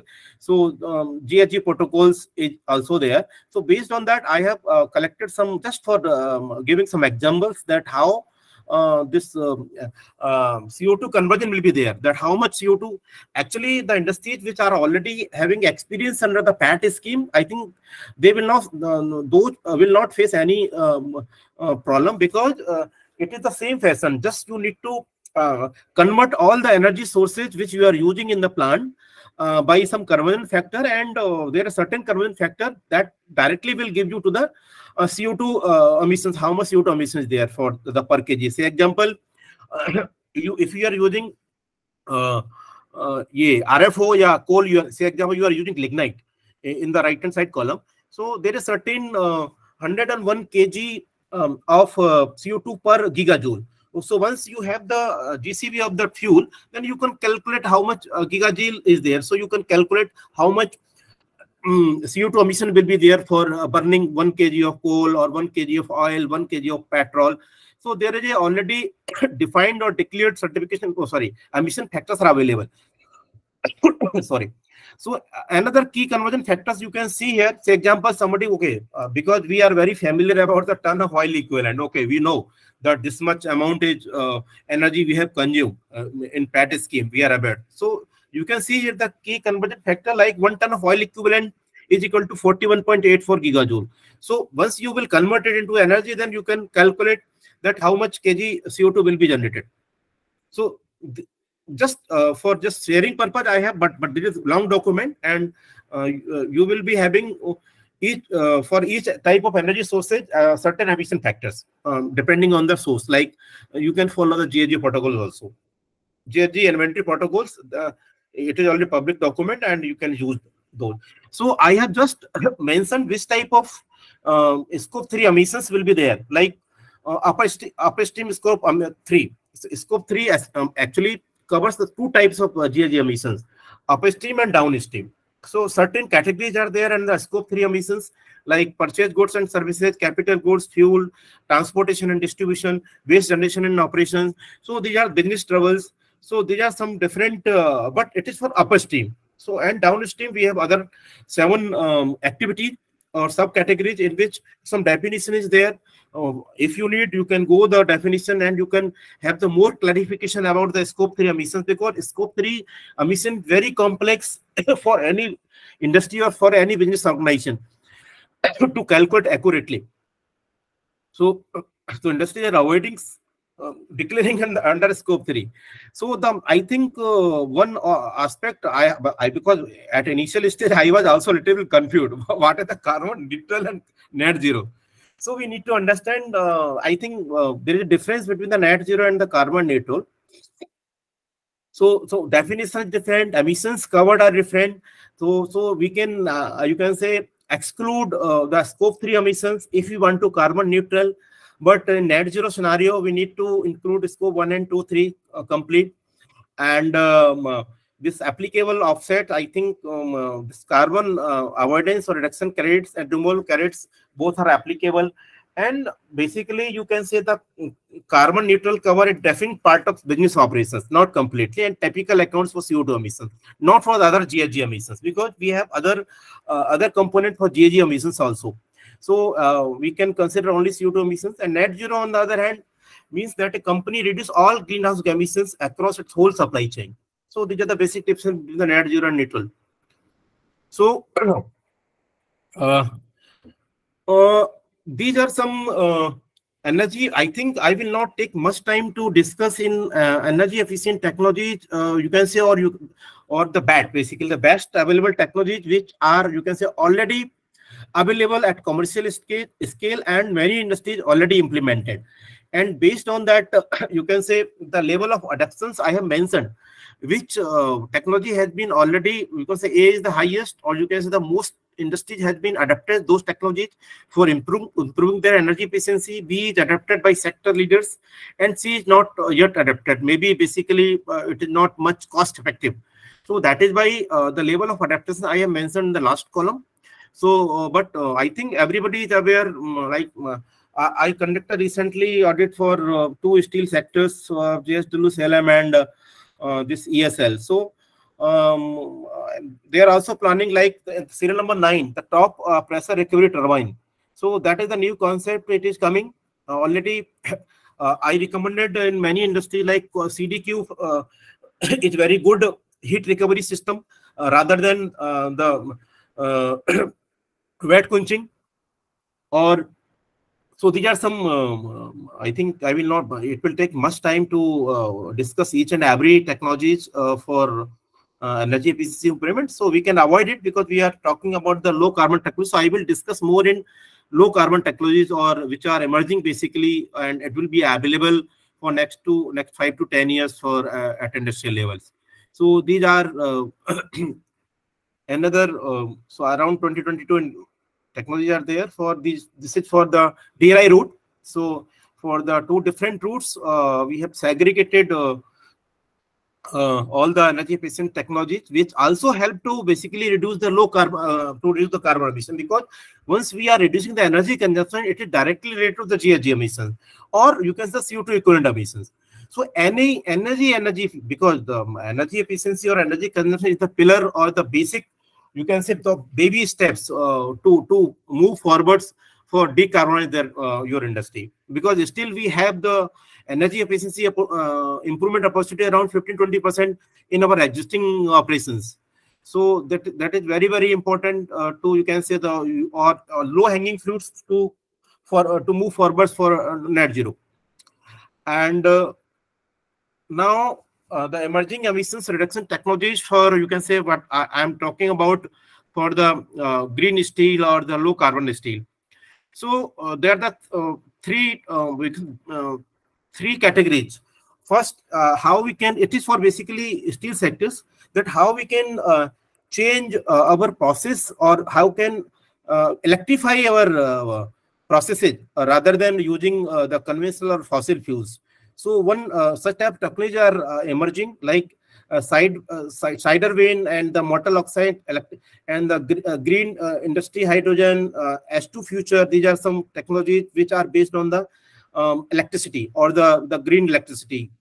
And the hydrogen based technologies are available, like hybrid flash oxide smelting, Salcos, Course 50, sustainable steel, Susteel, and which are linked with that carbon capture and storage or utilization. So like high Sarna, that is the, you can say, the combination of 2 technologies, high smelt and iSarna. These are 2 technology developers. And I think iSarna is developed at the Tata Steel of their European plant. So like steel and all, that is also the project for steel. They are making ethanol by capturing the CO2 from the blast furnace, and carbon capture storage. So these are related to the carbon capture in the top circuit. So this is an overview. And as you know that there is no single solution for CO2 free or the green steel manufacturing. So we need to focus depending on the circumstances, depending on the vintage of the plant, depending on the, you can say, the availability of the funds, and how fast you want to decarbonize the industry. So depending on that, various technologies are available, and we need to select such type of technology. So these are the some brief descriptions which I have discussed in earlier slides, like Salcos. So that is a company, Salzgitter low CO2 steel making company. So Salzgitter is the company or technology provider. So they are making basically these are the projects which have been demonstrated in steel sectors. So that is why I have mentioned those names. So because it is not now in the talking only. So we are talking about the green hydrogen, but already it has gone up to the steel skills, or the demonstration projects are there in industry. And in coming 3-4 years, the full scale capacity will be there. Sustainable steel, these are the projects already. They are hybrid, core safety already have discussed. And but steel and all, carbon to chemical, high Sarna, and these are the few projects. Basically, these projects have been implemented, I have mentioned here, across the globe, but mostly in the European countries. So, and basically, technical supply also from those countries. And yes. So, now, what are the potential for Indian steel sectors? How India, you can say, can decarbonize, or how fast we can decarbonize our steel sector? So some suitability of those technologies which are available commercially or financially, or you can say the based on the TRL, the technological readiness level. So I have mentioned some technologies based on TRL. And the emission reduction potentials, you can see here, what are the emission reduction potential which we can reduce from the steel sector, and the suitability for the deep carbonization. So these are the some technologies, and these are the based on carbon capture, utilization, and storage. So in this slide, you can see all these 4 technologies based on the carbon capture and utilization. So blast furnace and BOF route with CCUS. So possibility to reduce, if you install carbon capture utilization plant on this blast furnace of gas, so possibility to reduce the CO2 by 60% we can reduce. But this potential can be higher. But we know that there are the multiple sources of CO2 emissions in the steel sector. So based on that, substantial the cost will be higher. So you can see in the last column, limited cost effective CO2 capture will restrict the use of the technology for deep carbonization, although it could play an important role in retrofitting existing plants.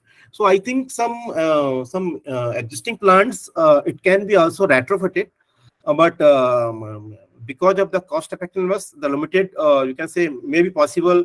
The most industry may not be adopting those technologies. So coal-based DRI with CCUS, that is the another route for. Also, we can put carbon capture utilization plant over there for DRI. Natural gas DRI with CCUS, smelting reduction with CCUS. You know that, like, we are producing aluminum through the smelters. So already there is a 20% less energy consumption, but if we come up with the CCUS technology, then I think we can reduce 80%, up to 80% of CO2 emission in particular technology. So these are the hydrogen base. So same, the blast furnace with the hydrogen blending. So I think there is also limited potential, because the hydrogen injection is not, you can say, we can do this partially. We cannot increase or we cannot do it 100% at blast furnace. So that is why there is a limited emission reduction potential. And hydrogen in DRI. So yes, emission reduction potential, definitely it will be higher compared to blast furnace hydrogen penetration or hydrogen injection in the blast furnace. And the another technology is hydrogen plasma. Once hydrogen is available, or the green hydrogen is available at the lower rate in the range of $1 to $2, then I think these all technologies will come into the picture, and maybe the cost effectiveness will be there for those technologies. And the electrolysis, so direct electrification.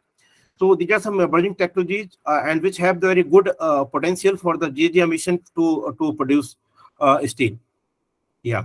So so overview of hydrogen used in steel sector now, because we are talking about the green hydrogen usage in steel and cement sector. Already we have usage of hydrogen in refinery, petrochemical, and fertilizers. They are already using.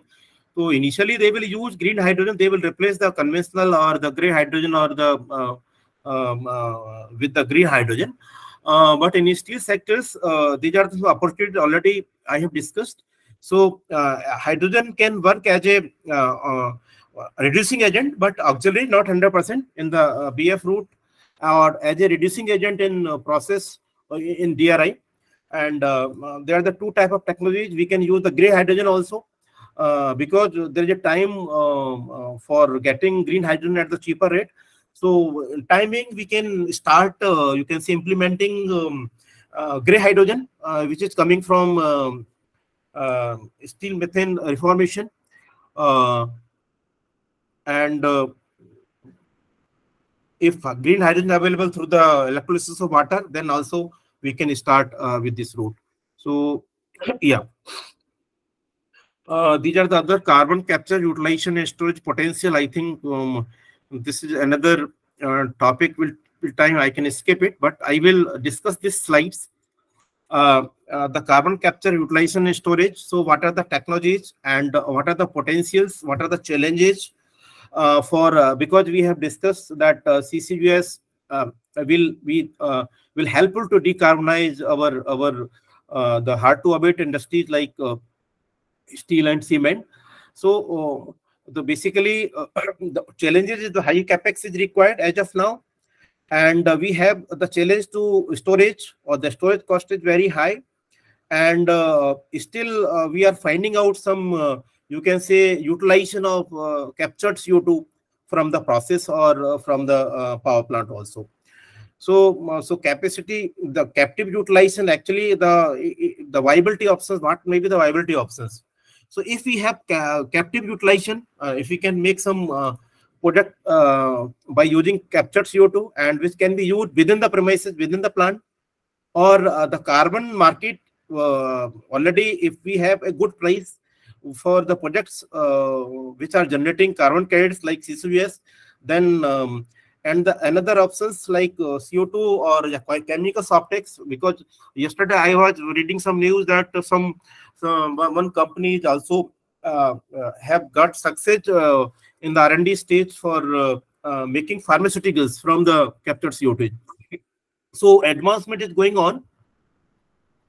So these are the you can say amine scrubbing is there. If you talk about the technology, and offtake approaches, food and beverage, they can use CO2. Industrial chemicals and fertilizers also can use CO2 for preparing urea and DAP. So chemicals, methanol, ethanol, and formic acid, and building materials also, like we can use in curing of concrete. These are some carbon capture technology providers. Carbon, I think these are all available, and which type of technology they are using. So I have just tried to summarize some top 8 to 10 carbon you can say technology carbon capture technology providers name here, just for your reference, just to know who are working in this field and which type of technology they are using. And some projects which are there for, like, in building material sectors, how they are using CO2, capture CO2 to in building materials sectors, and also chemicals, methanol, ethanol. So these are the technology providers, and some project locations where the projects. So we can go through it and we can go in details how they are working, what is the cost. So details can be identified, can be got from public domain for if you need further information. So another emerging technologies for application of, because once we do not have the utilization application, this CCUS will not flourish. Otherwise, it will be very cost effective once we identify the utilization of CO2, because we have not you can say much potential for the sequestration and the storage. So once, because you may be aware that we are talking now the carbon circular economy also. So we are talking about different type of economies whenever we are talking about circular material, circular economy. Now I think until we focus on carbon circular economy, it will be very difficult to achieve net zero, because we need to circulate this carbon. We need to, you can say, identify the different application for recycling the CO2. Then we can achieve the net zero. Otherwise, it will be very difficult. So the carbon circular economy is very, very important. So I think many institution, industries, and you can say R&D are there for identify cost-effective ways basically to utilize this captured CO2. So different applications are there. Carbon mineralization, already I have discussed that. Concrete curing we can use, desalination, enhanced geothermal systems, urea yield boosting, we can use this CO2 and as a chemical feedstock. But we need to see, and in the, you can see the many projects are, you can say, going on in the European countries, and you can see the projects. Yeah. And so I will skip this. And carbon capture India overview. So what actually recently Niti Aayog has received, I have already said that all the details, how much potentials we have for carbon capture, storage and utilization, and what are the technologies are available for utilization, and how much we can do the storage, or you can say we can do enhance oil recovery, or the seabed, under the seabed, how much we can do. So these all details I have captured here. So I will skip. And these are some companies which are already working in carbon capture and utilization in India. So recently, I have read that ONGC has planned with the Norway-based company Equinor. So they have 1.5 million tons of CO2 annually, and they have identified. They have, you can say, made agreement with different companies. They will collect, they will store and collect the CO2, captured CO2 from the industry, and they will, you can say, permanently store into the deep seabed of the coast of Gujarat. So there are some already MOU has been signed. So NTPC is also working. So we are also working on the viability or feasibility of CCUS, because it is very, very important, because we have the power plant coal-based power plant more than 70%, and we can't, you can say, ignore, or we cannot shut down all the power plant. So we need such type of technology so that we can utilize our existing infrastructure to meet our increasing demand, energy demand. So it is very, very important to, you can say, go in details of such technology. So these are the, you can say, cost effectiveness. I think this is also from that Niti Aayog documents, that from the different routes for the different industries. Say example, I talk about the iron and steel sectors, and if I consider the average plant capacity of 2 million ton per annum from blast furnace BOF route, ISP integrated steel plant, so the cost will be around, if you see the last column and the fourth row, 2,900 to 3,600, or average, you can say 3,000 rupees per ton of CO2. So that will be the cost of CO2 capture. So these are the different technologies. I think you can go through in the different, and there is a huge potential of the 10,000 CR annually for utilizing that. So thank you very much. Now it's end my presentation. बहुत बढ़िया doctor साहब. Prabhat ji, very wonderful, very insightful. Thank you, sir. Thank you. Really marvelous, and almost 70 people hooked up to understand this new subject, emerging subject, and we could have arranged maybe 4-5 sessions, but the way you handled all these 4-5 sessions in a single 1.5 hour meeting, it is really wonderful. And two of our organizers, our honorary General Secretary Ashok Sarda Sahab is there from Utkal Chamber of Commerce and India, Utkal Chamber of Commerce, and Sri Anil Chaudhary is also here, President IAEMP and CTM Head Operation ESL Ministry of Power. So and lot of questions. But I'll just yes, sir. Can I interrupt for a minute? Yes, sir. Please. Ashok Sarda Sahab, these are an environmentalist, and sir, Ashok Sarda Sahab, you want to share something? Well, this was such a wonderful experience today, listening almost 1.5 hours to Mr. Prabhat. Thank you. Dr. Prabhat, rather, on a very important subject which the country has committed before the world body in the COP26 in Glasgow. None other than our own Prime Minister committed for us. So naturally, it is everybody's duty now to realize the dream of the Prime Minister and the country to make it net zero in the year 2070. Mr. Modi has raised the bar for us. And this type of talk, and you have really energized the whole team. I mean, those who have attended this program. I'm sure each one of us will take the message forward wherever in our field, whether somebody is in steel, whether in afforestation, deforestation, agriculture, whatever field, RE, solar, and electrical scooter, or whatever electrical vehicles and all these things. I'm sure your talk has given a good energy to all of us. And I thank you on behalf of Utkal Chamber of Commerce Industries Limited that you preferred to join with us. And I am really personally benefited a lot. So also my other colleagues who have attended, and I'm sure all the persons who have attended this. So thanks, Vibhu, on behalf of Utkal Chamber. I also thank you being the chairman of our Committee on Power and Energy Sector, and for organizing this webinar. Thank you so much. Thank you, sir. Thank you. Thank you. Now, Anilji is heading ESL Operation Division, and definitely he has insight and industry perspective, stakeholder perspective. So, a few words from Anilji, President IAEMP. Actually, time is the main constant. Thank you very much, Saraswatji. It was so captivating that you kept speaking and you kept listening also, and many people got hooked up also. But all said and done, time management, efficiency should be there.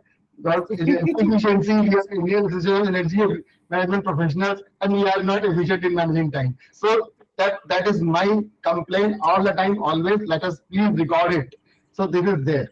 So when things are interesting, we have to module it.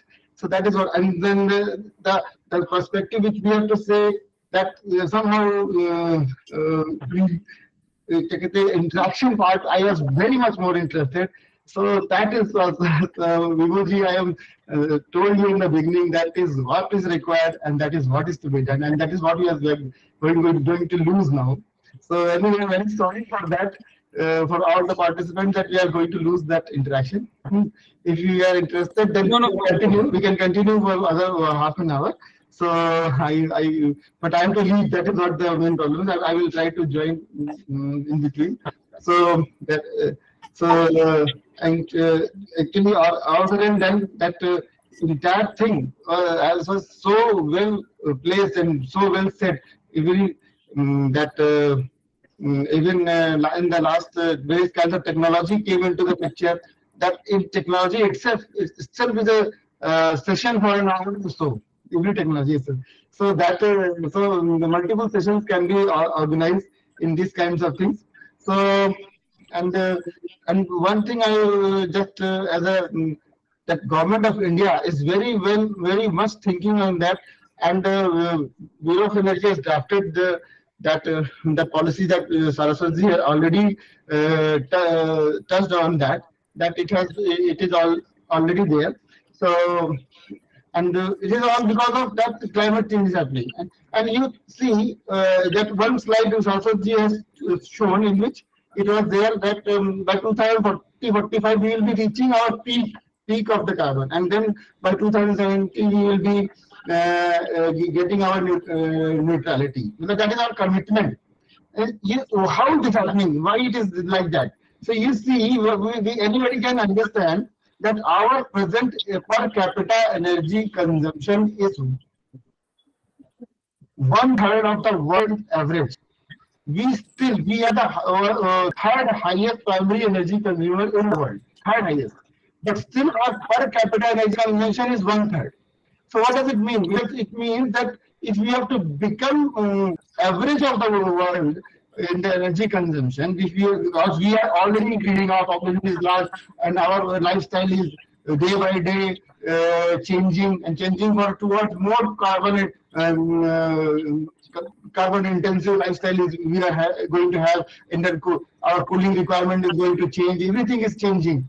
So it is anyway going to increase. So if we have to become the world's average also, then our energy demand will be 3 times what we are having today. 3 times.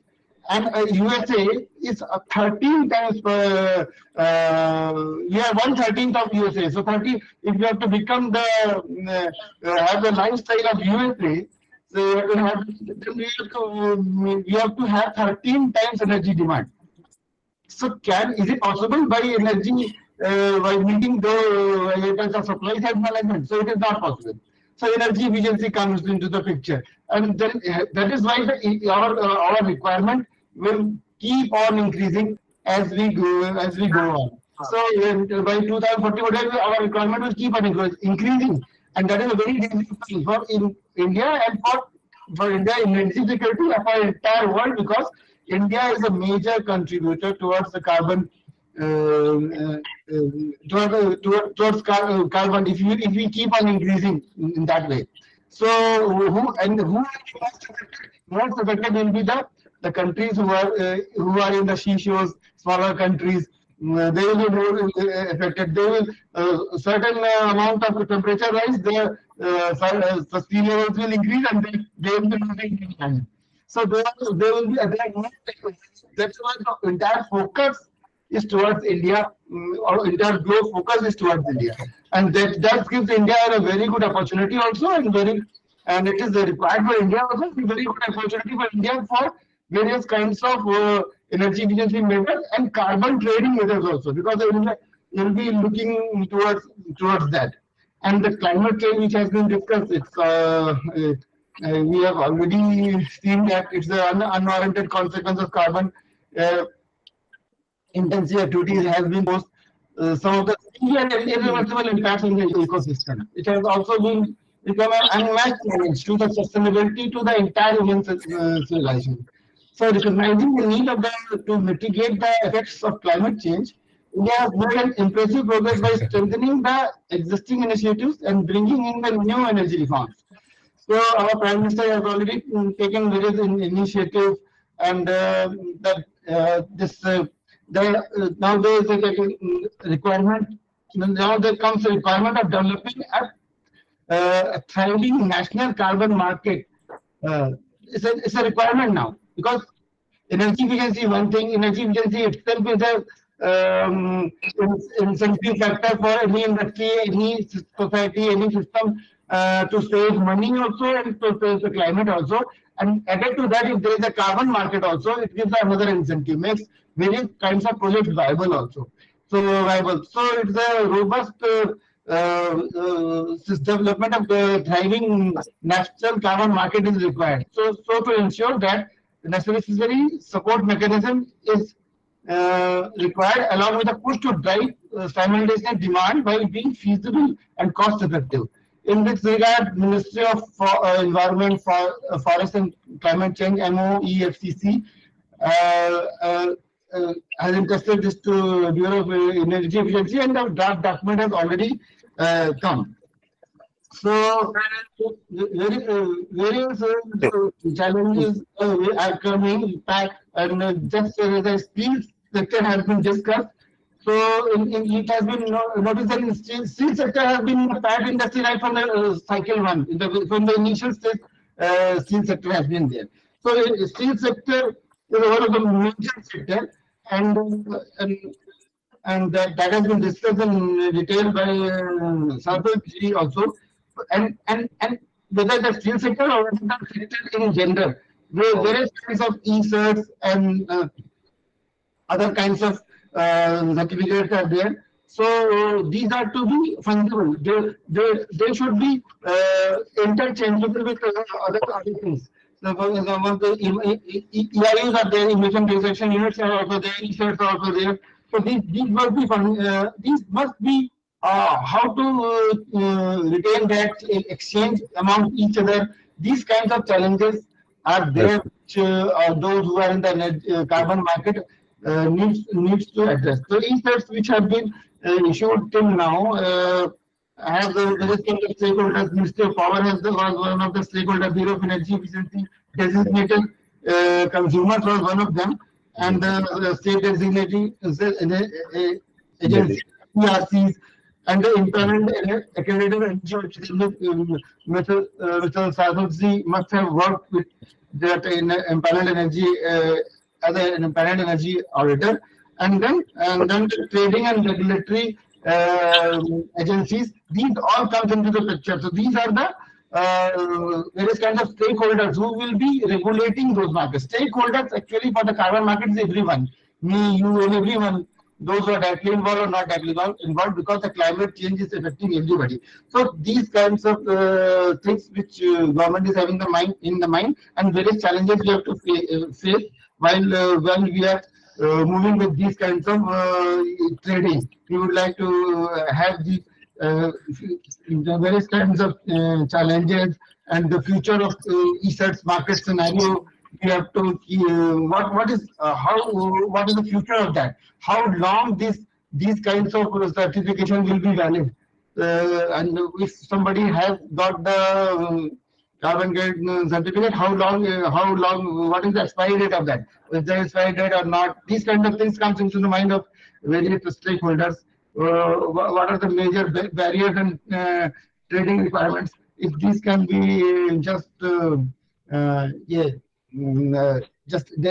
deliberated in further sometimes, then it will be great. So these kinds of and then the voluntary carbon market also is in the picture. So various kinds of companies will now come up, which will be taking some initiatives for reduction of taking on projects which will be aiming to reduction of carbon footprint, and so those will also earn carbon credits, and that will increase the viability of the projects. For example, one project is being considered through Ministry of Power about induction solar cooktop project. So it is being thought whether we can have the carbon credit in that when the rural cooking pattern will be changed from the from the wood of the forest to the induction solar cooktop. So what will the change in the reduction of carbon footprint? So that if the carbon credit comes, then this project will become viable. So these kinds of thoughts are being thought of. So Saraswati, we can throw some light that whether how solar induction cooktop, whether what kind of carbon credits will be available, whether it is a better carbon credit or is a run-of-the-mill carbon credit, because it's a solar, because it will be based on the solar thing. So there are various kinds of doubts when questions which arise when we listen to such a wonderful discourse from such a talented person. So it was very nice to hear all those things, and that is my take from the things which we have just listened, and it was my it is a thought of what we are doing and what we are proposing to do with the carbon market. Thank you very much. Thank you, Anilji. Very nicely put together the Government of India perspective, what central government is thinking, what ESL is thinking, how this transition will happen from ESARs to CER, then CCC. And now with that thanks note, I also thank Sri Ashok Sarda sir for gracing the occasion and sharing the kind words, motivating us. And with this, Prabhatji, we'll start the question and answer session. There are a lot of queries, a lot of hands are raised, and we'll extend this session by half an hour another to take up all the queries. Nice. And I understand this is a transition document. I hope Prabhatji will do justice, because some things are also pending at Bureau end, at Government of India end. It is not reached to its logical conclusion, but definitely a lot of our clients, steel plants, they are here. They will be curious to know, as suggested by few people. Prabhatji, you can start answering with this. With these transitions, whether your advice will be to have retained the e-source or go for selling of e-source, because currently e-source will be traded at 800 rupees. And with conversion from TO to CO2, ton of CO2, it will be around per of 10 times. 1 TOI will be 10 CO2. So with current euro 2.5 to 4 US dollar, the TOE certificate will be, I can see, or my DC clients can see 2500. So whether you recommend for holding, because ESOT for the time being. First question, Prabhaji. You are mute. You are mute. Kindly unmute yourself, sir. In my opinion, if I have such situation, then definitely I will keep and I will convert it into the carbon credits. I am the fan of carbon credits. Yes, yes. So this is a clear shot coming from Indian Association of Accredited Energy that kindly hold the ESOTs. It is now, you can trade it in a lifelong certificate has been achieved. So after PAT 9 products, CCC will be rolled out and you can get a margin. Now Uday Kumarji has asked, Uday Kumarji is a senior member of IAEMP. He asked that number of steel plants are in SECT or NCLT are being has taken over. Giant steel like JW, JSW, Tata Steels, not Tata Steels, and restoring back into production, doing R&M. Have not seen investment on these technology or restrictions at budget competition. Anyway, expecting in future steel market industry also do wonders in CO2 reduction. Once year market raises and offer economy to them. Yes, it is a good input from Sri Uday Kumarji. You are right, sir. Bhushan Steel has been taken over by JW. Then Bhushan Steel Meramutli has been taken over by Tata Steel. Now Tata Steel BSL has been already registered Tata Steel Limited. So they are restoring, they are doing wonder. They are bringing a lot of new technology. What are the technologies Saraswati has just described? This technology, micro turbine, other are being already implemented. Definitely CC will give a boost because earlier ESOT prices were 200 rupees to 1200 rupees. With 2500 or maybe later on higher side, will get this technology will get booster and it will help. Sir, another queries just a minute. Now, Vivek Suklaji, he is our Vice President of Indian Association of Energy Management Professionals. Now, he is a MD of Sanjeevani Group and a very a knowledgeable person in sugar field. So he would like to know whether what is the viewpoint that how this transition will happen in sugar industries, and whether sugar industry, they are not a DC project as of now. So whether they will come into voluntary market or compliance market. Saraswati, any views on that? Sugar industry itself is a circular industry. Everything is coming from agriculture. Everything, they are producing bagasse, they are producing biogas, they have molasses, they are producing now ethanol. So I think they are already into this all segments. So if they want to invest in such projects, which is helpful to avoid the GHG emissions, definitely any industry can come into the picture. So, but whatever the present operations are there, so that is by these industry are not, I think, B is not planning to notify for DC as a DC sugar industry, or they are planning. I'm not aware. No, they are not listed in the 13 energy intensive industries. Yes. But in the widening scheme, we may group in sugar industries, but they are using carbon neutral, mainly bagasse.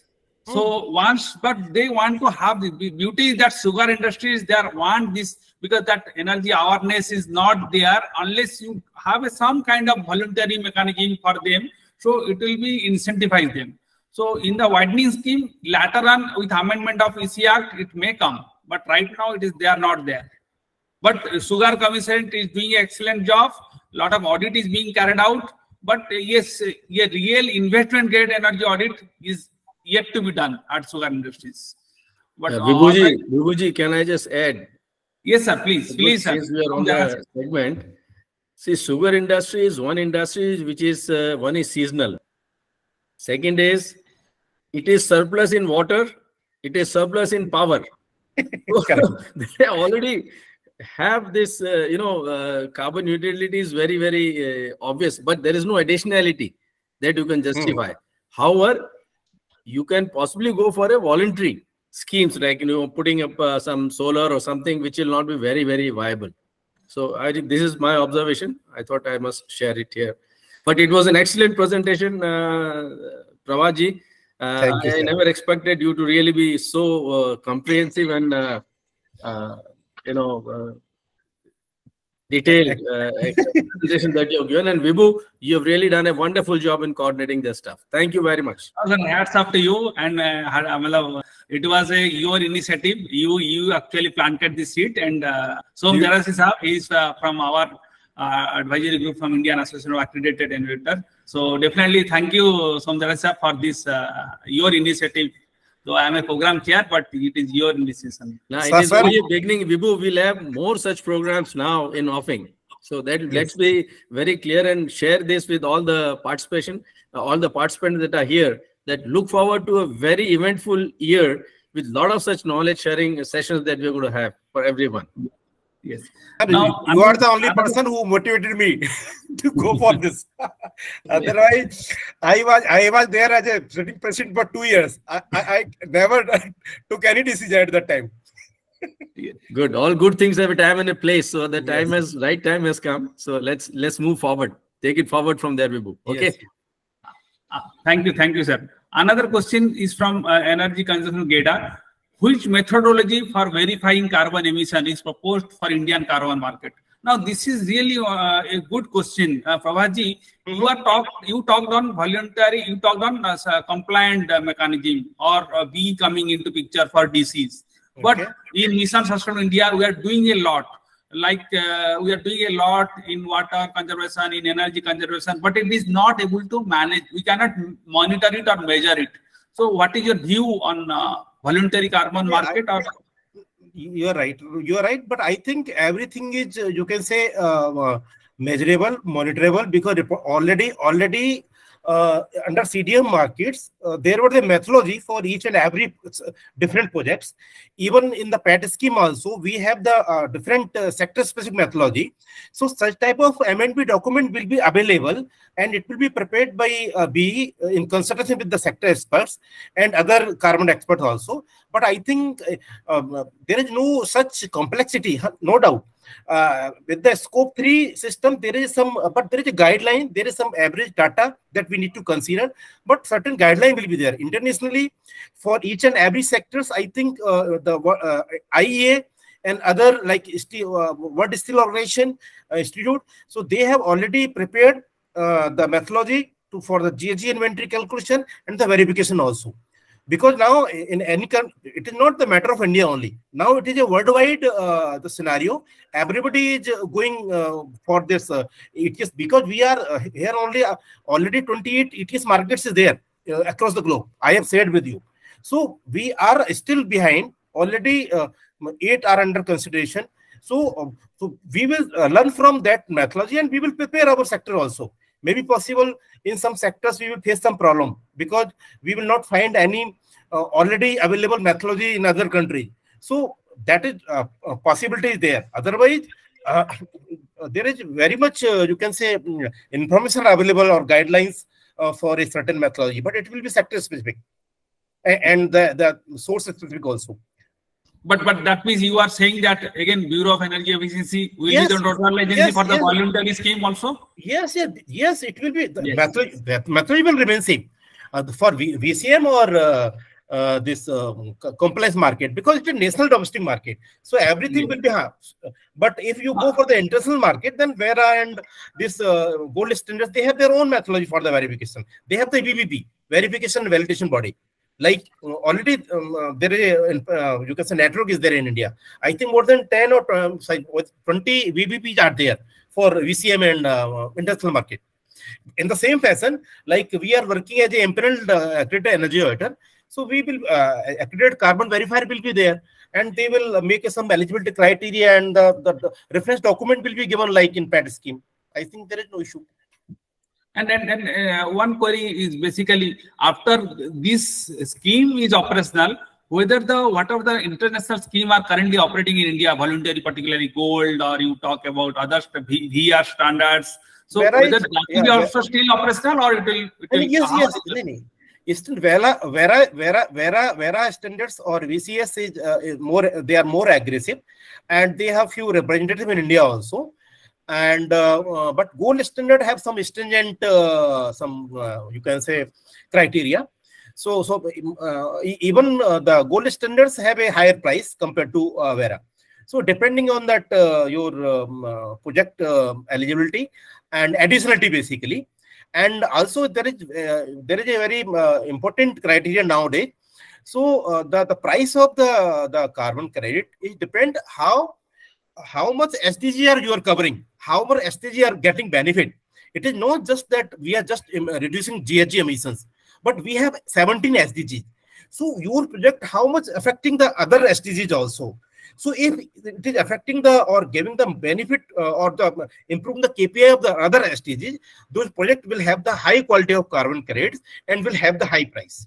So that is the basic criteria. So that means you want to say in Vision Sustainable India we are doing a good job, and perhaps that whatever the prices will be higher, that market perhaps will be more lucrative market than yes, like any project rural in rural areas, you are improving the health of the, you can say, poor, and you are distributing cook stoves rather than conventional fuel. So such type of projects are getting very good recognition in the international market and getting a very good price.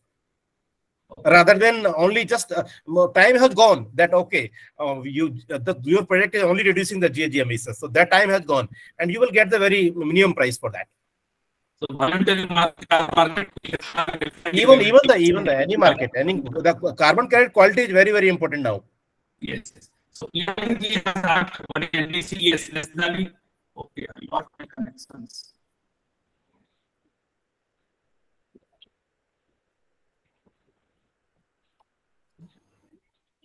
Vibhu, your connection is not okay.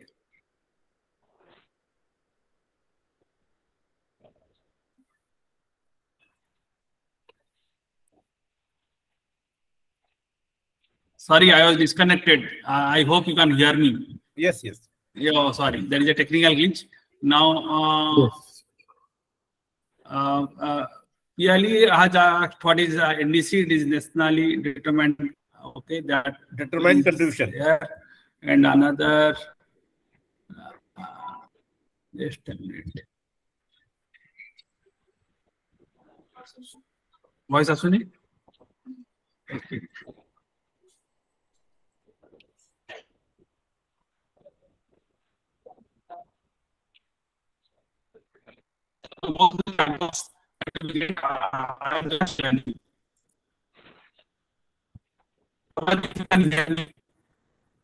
थोड़ा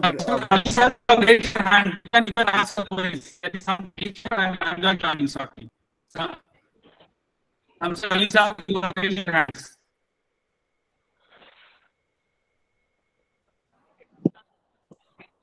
Can I speak, Vibhu? Please go ahead. Good evening, everybody. I'm Dr. S.S. Ali from Chennai. Prabhatji, thank you very much for a detailed insight, and I think he did full justice to the time that was given to you on this very important topic. And I absolutely have no question on what you presented. But I have a question on the bigger picture. And if I say my question in one sentence, then probably it might be misunderstood. So give me a minute to set the narrative correctly. If the purpose of carbon credit is to create a business opportunity, then I think there is some gap in the understanding and approach when I talk about not country specific, but global specific, from the global perspective. So my question is not from any community, society, or country specific. It is for the global perspective for the whole of mankind. Now, why are we talking about carbon crediting? What is the root cause?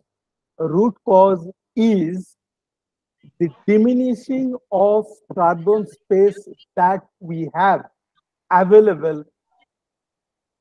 What we have taken about 170 to 80 years to consume only about 40% of that space, because of the industrialization, particularly after 1973, when the world first energy crisis was experienced and demand side management was going to be the solution.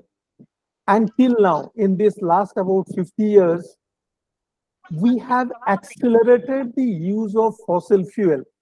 So the problem needs to be seen, one hand, a gradual and definite reduction in carbon space, and on the other hand, a steady gradual increase in fossil fuel usage to meet the demand.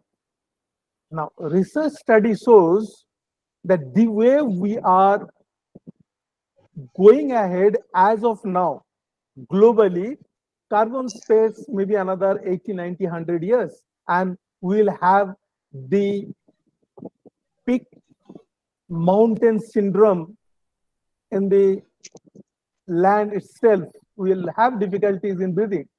And if you are to believe the research, then it is another 150, 200 years.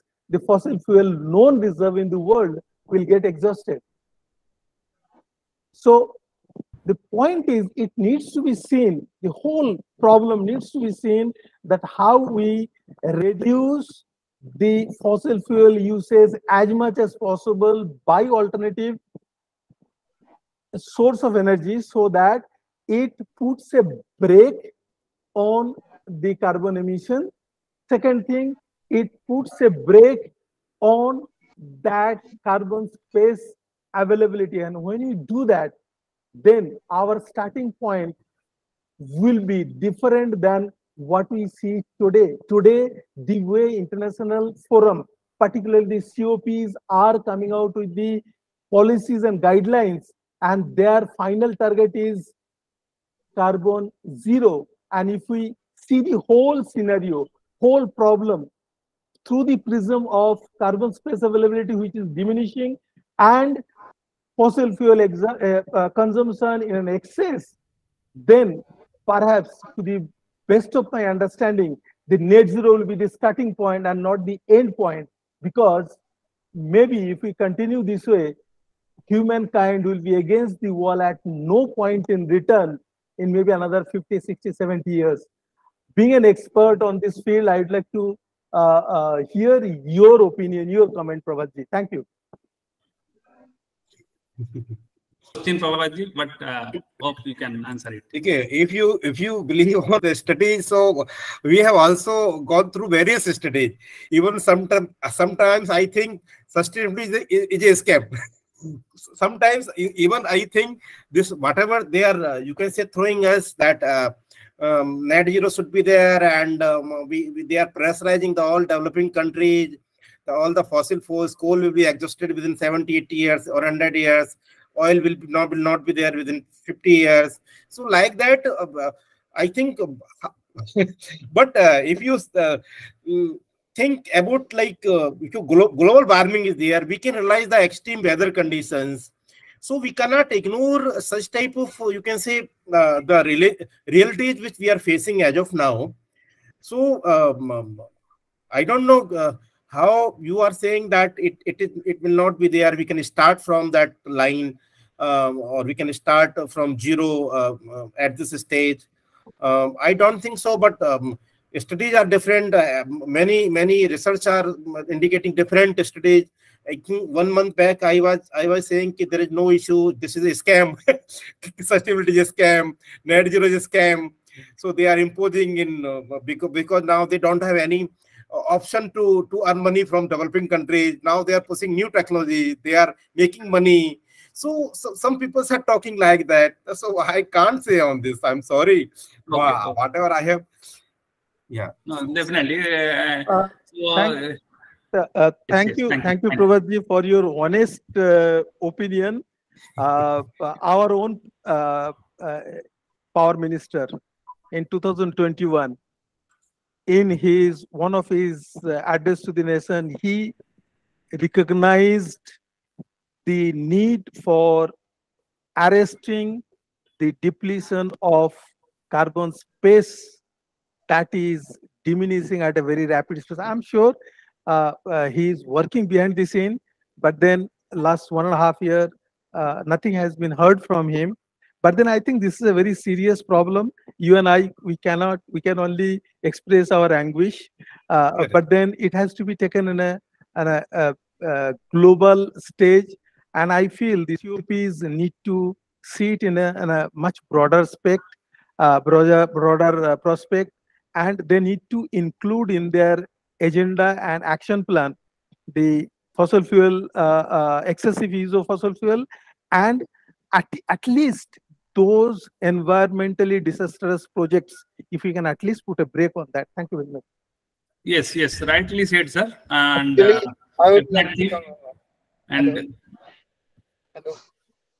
Hello. Yes, Anil, you want to say something? One thing is that this one thing cannot be taken in this just one perspective. Everything is intermixed.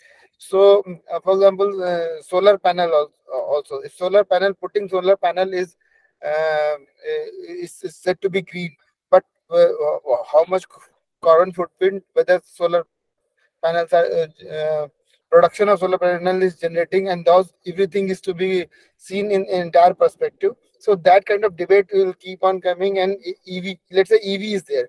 EV is a clean mobility system. But but that energy which is taking again coming from the coal-based power plant, so it's not that kind of green. How green is green, that is to be there. Also there is a question. So when the things are evolving, various kinds of doubts will also come into the picture, and everything is to be intermixed. And the carbon market is also like that. In fact, Saraswati told also that various kinds of carbon credits are there, which are one are very highly valued, like that valued. So that kind of thing is already there. So when the market will evolve, these kinds of questions will also get settled down.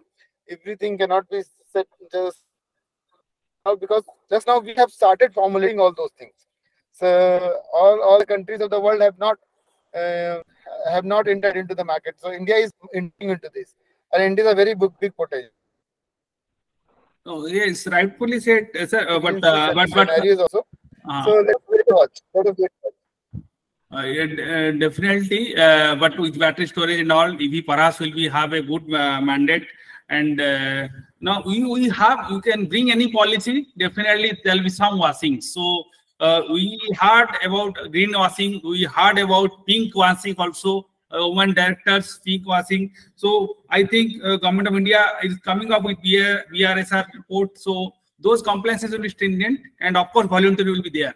So those questions definitely are. It is based on the conscience of everybody. We have to take up the project. And now few questions will. India is definitely doing better than others. Had asked about what about solar power utilization for earning voluntary carbon credits. Parvaji, you would like to answer it? Voluntary, whether solar power utilization will give him voluntary carbon credits? But the price is very low. I think there is no additionality now, because now every industry is using because it is the cheaper power. Earlier it was there because the cost of generation from the solar plant was higher than the grid cost. So at that time there was a additionality. So now I think it will not be eligible. Solar. That's why you can see my slide that solar thermal. Solar thermal we have included. Even Government of India has notified that any solar thermal plant will be eligible for even under the Article 6 also. Yes, because solar the electrical generation for us, solar PV for us does not require any viability gap funding. It is self-sufficient. Solar thermal will for us. You are correct. Now, what is the adverse effect of 10 ton of CO2 in 24 hours? Whether it is same as 10 ton of CO2 in 12 hours? Kamal Goelji has asked. I didn't get the questions. Adverse effect of 10 to CO2 in 24 hours is same as perhaps he is asking on the carbon intensity. No. Oh, this is not like that. Actually, this global warming potential has been considered for the life of 100 years. And it's a long term. Actually, CO2 or GHG emission doesn't have any immediate effect or the short term impact on the weather. That is why we are calling it climate. So it's a long term impact of GHG emissions, and which has been considered based on the global warming potential. So like this, if I am correctly understood the question. I think you have answered. And Asutosh Kumarji has asked, is the compliance market covers all the designated consumer listed under B? Yes. Yes. All the DCs which are already notified under the PAT scheme will be notified for compliance market also. And even the additional industry also will be included. New industry also will be included. Okay. Then again, Asutosh Kumarji perhaps has asked, are private companies generating solar PV not connected to grid are eligible for CCC? I think perhaps no. No. Off-grid solar PV not eligible for CCC. Correct. Now, Komal Goelji has asked for whether gigajoule GCV and quantity both are needed for cement. Yes, because with you need the quantity of fuel and the GCV of fuel. Then you can convert by multiplying both these factors into gigajoule. Then you can calculate how much kg of CO2 will be generated, because I have given the emission factor per gigajoule. So you need to know how much energy you are consuming. So you need to convert it all the energies, also different energy in gigajoule. Then you can calculate how much CO2 is there. And Vivek Suklaji, our Vice President, he has asked how this sugar and distillery industry can go for carbon credit. What steps they need to take? And no, any activity which has been, you can say, mentioned, or which are the project, any project which are eligible for getting registered in the registry with the VCM or compliance will not be there. So they can come up with the new project, any energy efficient project, any process improvement or modification project which reduce the energy consumption, or such type of project can be if small projects are there, number of projects can be bundled, and they can go for the registration, and they can check the eligibility criteria. And first of on the actually before thinking in this direction, we need to know that whether the methodology is available or not. First, we need to check because for each type of projects there is a methodology, approved methodology, AMS booklets are there issued by the CDM registry. So first we need to check which type of project is there. They want to come up with the project, whether the methodology is there or not. So these are the two preliminary criteria. Okay. Now coming to what is TRL and how it is rated. Vijay Kumar Maniji has asked, what is TRL and how it is rated? Yes. So TRL basically technology readiness level. Technological readiness level means the आपका जो technology है, actually what are there are some maturity level. Say example, when we are, you can say, discovering or inventing anything new technology. So first it is done in the R&D stage or the lab scale. Once you have got the positive result in the R&D stage or the lab stage, then it goes for the pilot project. So, and then once your pilot project is, you can say, completed, and you have got the desired output based on your theoretical assessment, then it goes for the demonstration level. So demonstration levels, it goes to the industry level basically. Say example, there is a industry scale size is 1 million ton, but we can demonstrate at the stage for 0.1 million ton. So that is the demonstration scale. And the commercial scale, some, say example, across the globe, 1 or 2 plants are already running. So that technology level is high, 10. So it is scaled from 1 to 10. So the project is available, commercially viable, and it is in operation for last 1 year or 6 months. So that's the highest TRL level, 9 or 10. Then if it is in demonstration project, you can give 5 to 7. And it is in pilot stage, 4. And below 4 means it is in R&D stage only.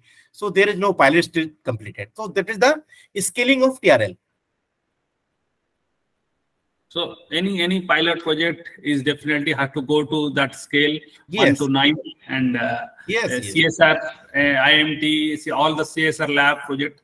They are doing a lot of initiative on this ground, and the central government is doing a very wonderful job. All the project, carbon circular economy projects, all these sustainable projects are available in public domains, and the current government is doing a great work for us. It will also helpful. Thank you about that.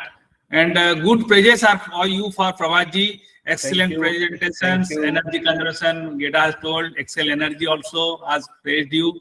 And Uday Kumar Saab also has praised the organizers, and to you, Mr. Kar has also shared very nice word, meaningful presentation by eminent persons.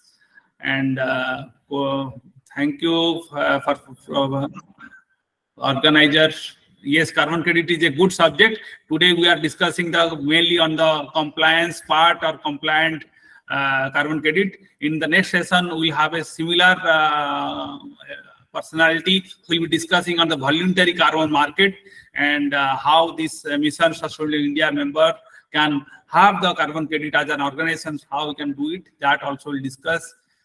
And definitely there are a lot of queries on the sharing of presentation. Those who have filled up the registration form and makes some fees which is required for running this Mission Sustainable India, definitely will share these PPT and certificates. You can still register and make the payment. Definitely this is a very nice presentation. We'll share all the presentation to you and e-certificate. Those who have paid, individual they can pay 500 and others they can pay 250 rupees, particularly for IAEMP and IAEA members. Now, and then coming to the, definitely this YouTube will be available in IAEMP, Mission Sustainable India, social media, and you can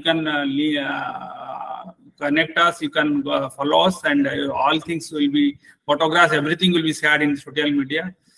Now, Sanjay Sekanji has also praised you, and I think we have almost covered all the queries. Utkal Chambar Sarda Sahab also has a very put nice words for you, Prabhatji. Thank you, thank you. Now another question: is many steel industries going to face consequences if they are not going to act for energy conservation? Mr. Prasadji, our Central Council member of IAEMP, has asked. That means why the compliance, why the enforcement is not strict? A lot of industries perhaps has not complied. So any views on that? I think there was some amendment in that the penalty will be there, and they were talking about that some regulatory framework will be there at the state level, because SDs are responsible to, you can say, enforce such type of non-compliance penalties. So penalty provision is there, but you know that our structure, government structure, कहते हैं ना देर है नहर नहीं है यहाँ पे, but whenever I think they will be linking with some type of approval or permission related to the environment clearance. So at that time I think they will be recovering such type of penalties. But I think they will now, because the time has come and everybody, you can say, trying to achieve their own targets and this is at national level, company level. So I think it should be there, but I don't know why nobody has been penalized as of now, even though they have not, you can say, purchased the e-certs for meeting their targets also. But I have not heard also that anybody has been penalized or they have received any notice. I think some institutional infrastructure is pending at the BE level or Ministry of Power level, that how it will be, you can say, rotate, or how it will be, you can say, operationalized. So this information I have. I can share with you now. Already SD started issuing show cause notices to DCs who have not complied. Okay. This has happened in Gujarat. SD, at least I know of that. The JIDA people are here as participants. They will endorse, because I've seen some of them who have not filled up even Form 1 and all that. Now they are getting notice. Why action should not be taken against you? So it's a process they started. Yes. I think it's better we comply with, and this is a noble cause. I think every industry has a even social, obligation to fulfill this, right? And it's for their own good. Correctly said, correctly said. And it is for society, for country. And if you are saving some energy, definitely you are adding to your profitability. Your productivity goes up. So those who are not complying, actually, it's not a good sign. So I think compliance will be stricter and will be strict once we have ICM GB in place, and a lot of that regulatory framework is being placed. And also Prabhat has showed, it is a concurrent subject. Electricity, you name Electricity Act 2003 or EC Act 2001. EC Act 2001 is voluntary. But I think new policy and new rules definitely make the things more straight, and a lot of people will comply. And then Nagaraj ji has asked, carbon credit registry is available for voluntary users. Whether Grid Controller of India will also do the voluntary registrations? Prabhat ji, any idea on that? Yes, for domestic market, that will be done by Grid Control of India only, because Vera and gold standards are basically for you can say international market. So we have our own national domestic market, and it will be done for both. Because once because I do not have any obligation, I don't have any compliance to meet the carbon emission. Then even though I can come up with a project which is not viable, so that I need to go for the registry for the registration. So I think because it is required for the NDC compliance also, because we need to meet our NDC also. So overall carbon removal, avoidance or reduction should be there. Whether so that is why they have allowed the non-obligated entity also, because and that investment come from the foreign also. Foreign funds also may come for under VCM market. So the same national domestic market will be applicable. And suppose you want to nominate some international registry as far as voluntary is concerned. Whom will recommend? 1, 2, 3 names? I think Vera, gold standards. They are the two main registry which are more active. Vera and gold standards. Okay. And then if you see, I can see your presentation. You have only mentioned about IES and PXL. We have another exchange, Hindustan Power Exchange. Are they likely to trade these certificates? Or I think it will depend on that BE administrator and how they allow the third platform. But if it is open, and what are the eligibility criteria, because it is up to that governing body or their administration system. Because I don't know already, because they earlier they were also trading this REC and research. So maybe possible they can give the chance to third one also, depending on all criteria. Or to and if suppose somebody want to trade in international market, particularly voluntary organizations, for the voluntary scheme, and where the least compliance will be there, which you will be normally 1, 2, 3 recommendation for any exchange for the international market? Climate impact, I think CIX, CTI, 3, 4 international carbon market are there. But mostly what I have seen from the market, that over-the-counter system is there. Normally what they do, they get the low price through the international carbon trading platform. Rather than what they do, say example, this in India, EKI and other South Pole, or another, these are the basically they are saying themselves as a project developer, carbon project developer. What they do, they help to the project developer to develop the project. They prepare the documents, they get the registration on behalf of developer. They help to support them to get the issuance of this certificate, and also they take the responsibility to sell the product. So that is called over the counter. What they do, they have overseas customers, and they are interacting with that project developers. Those have office in India, and they are saying, okay, this is the project we are ready to buy for the next 5 years or 10 years. So what they do, they say to the developer, okay, we are ready, and they take the 20%, 10% commission, and they are getting also good amount, and they arrange to get the good amount for the developer also. So they have the bilateral or they have, you can say, engagement with the different buyers at their level. So that is called the over the counter. So but registry will remain same.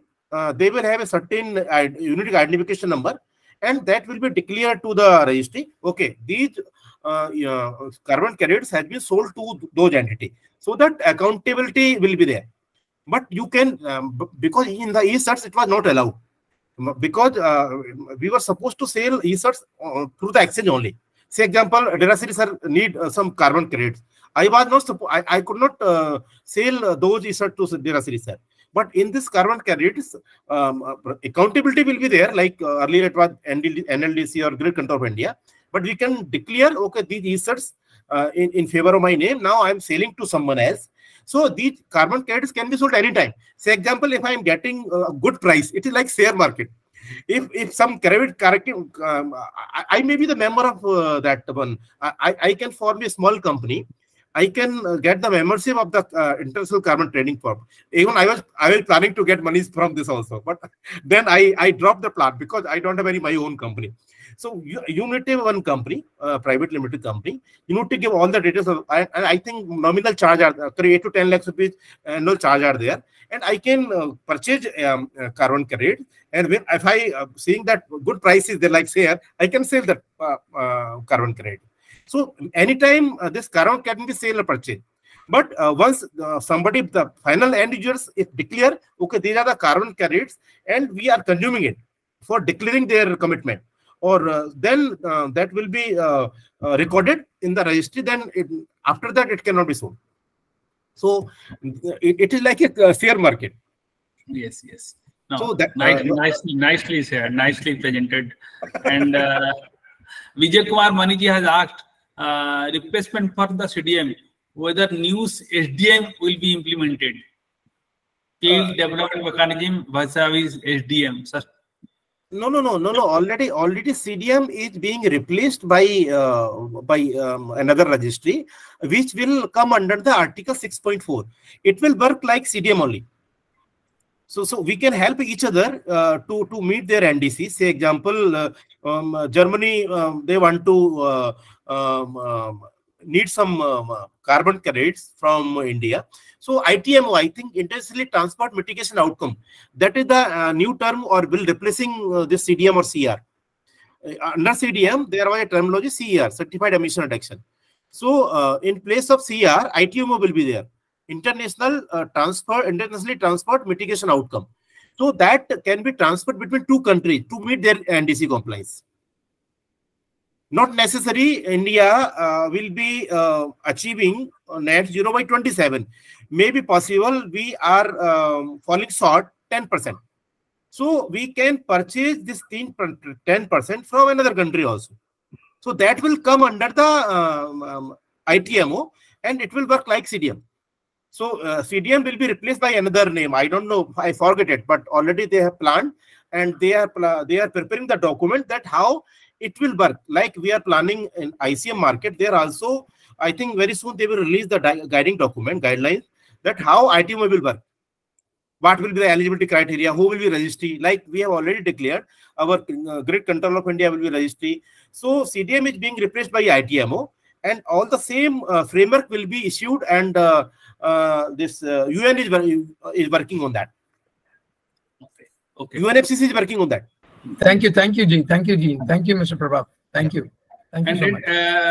Prabhat Ji, the way Bureau is working for this ESCerts conversion transition to CCC, how MNR is being placed, how they are doing with the RECs, what is the plan? Any idea on that? REC, already, if you see the consultation document, already there is an option to convert REC also into ESCerts, sorry, carbon credits.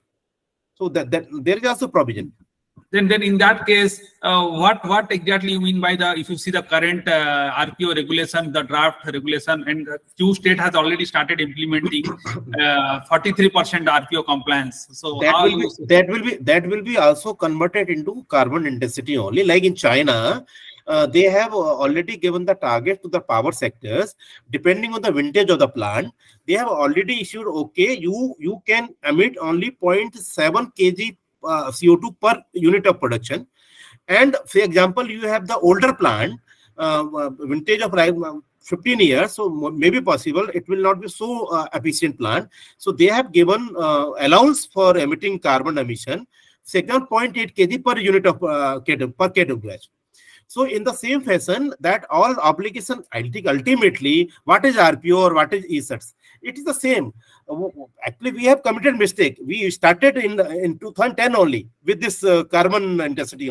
So because ultimately it will be giving, it is giving the same result now. We are saving energy. We are increasing renewable power. Ultimately, there is a conversion factor. We should start even earlier when now we are actually repeating this all exercise. Otherwise, we could have done it in 2010 only, like in China. Yes. Good insight, good insight. And Prabhatji, how do you see, means China having a very large exchange, doing a great work in carbon credit trading now, and currently the country holding G22 leadership, 20 leadership positions, and with our presence in the SAARC country, how do you see India leading this CCC market? Definitely, even not in CCC market, even we will lead the green hydrogen market also, because we have the advantage for the cheaper solar energy. And the only disadvantage why it is taking time, because of that the cost of finance. So that is why we are competing with other countries like European countries like Germany. So any country who will be producing green hydrogen at the lower cost, and once green hydrogen is there, the carbon credit market also will be booming, because we are also planning already. I think they have notified that any green hydrogen product will be eligible for carbon credit, and this carbon credit will, you can say, play a very important role in the next 15 years, even up to 2030. To you can say manage or to fix the accountability of the, basically it's a tool, instrument tool to like what you say, without measuring and monitoring, how you will control, how you will monitor, how you will catch the person that okay, you are committing mistake, so you will be penalized. So this is the tool we are creating, and it is unilateral. It is not a bilateral or national level. So everybody is now at the same platform. Even the European country, it is China. So now after the Paris Agreement and after this all the documents or this Article 6.5, 6.2 or 6.4, so they are helping us to, you can say, to come on the same platform. But we did not want to come, because we are saying we are developing, you are developed. Now they are comparing, and they are, you can say, they are saying okay, no, whatever the you can say punishment, now we will not get the punishment alone like that. Historically they have emitted so much GHG emissions, that is why global warming is there. So there is the policy now, everybody is on the same platform, everybody has to work. So even during the CDM, India lead the market after China. We were the second largest producer of CR. So we are not new, we are very old. From 2008, you see the first CDM phase 1, it was started in 2008, and it was gone to 2012, then 12 to 20. So we have earned, our industry has earned so much amount through selling of carbon credits, through solar and wind projects. When I was in Midcon, so yeah, please. Yes. Dr. Prabhat. No, I'm simple Prabhat, sir. I am only Prabhat. That's but the scenario says that you are Dr. Prabhat. No, I am not doctor. I am not doctor. The point is that is a very important point I want to discuss. Cement and steel, everybody knows. Asia knows, India knows, globe knows, France knows, everybody knows. Now the point is very crucial, ethanol. Yes. The ethanol point is that we are going towards 20% blending target. Correct. And the sugar sector is one of the prominent sector in that. 11.23 we have achieved in the blending ratio. Correct. Now the target is of 2025. Correct. I want to emphasize the factor that why not ethanol sector is being given a good credit. This is the basically, I reiterate Bajaj Thana Bhavan point. At that time, ethanol policy was not there. The first sugar industry, I was there at Bajaj Hindustan Thana Bhavan. They got the CDM credit due to other terms. They have got high pressure boiler. They have got another term. But now, the 2017 onward, when the ethanol policy has been revived, the things are that the India has a very, very brighter market in terms of ethanol. And ethanol not only save the crude oil import and all that.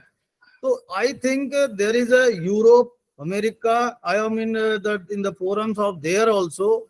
Why they are not getting good credit in terms of ethanol, this I could not able to understand yet. No. Even steel and all plant, ArcelorMittal in Europe, they are producing, you can say, ethanol by capturing CO2 from the blast furnace, and they are already producing it. They are using for this purpose. Or ethanol, you are absolutely right. Ethanol blending will be there by 20% by 25. So already we are crossing the market. Ethanol is a good product. Even not ethanol. If you have heard that Mahindra has already make an engine which is based on 100% based on the methanol. So even it is not necessary why we should go for the EV. Once we have the green ethanol, then and we have the technology, own indigenous technology, we have already manufactured ethanol-based, pure ethanol-based IC engine, then why we should go for EV? Ultimately, so that's why I'm saying there are various, you can say, options are available depending on the requirement, depending on the availability, depending on the because the availability, affordability within the industry. So that is the criteria we are identifying. So ultimately we need a solution, but at what cost? Solution is there. You can decarbonize your industry in 10 years. I can challenge you. You can do it. At what cost? So you need to spend the same cost which you are producing iron to remove your carbon. So will you get the double price for your product? No. So along the timeline, we need to prioritize. That is why we say roadmap. Roadmap for steel sector, roadmap for chemical sector, it is different. May be possible for steel sector. As of now, it is not cost effective to decarbonize by 2030.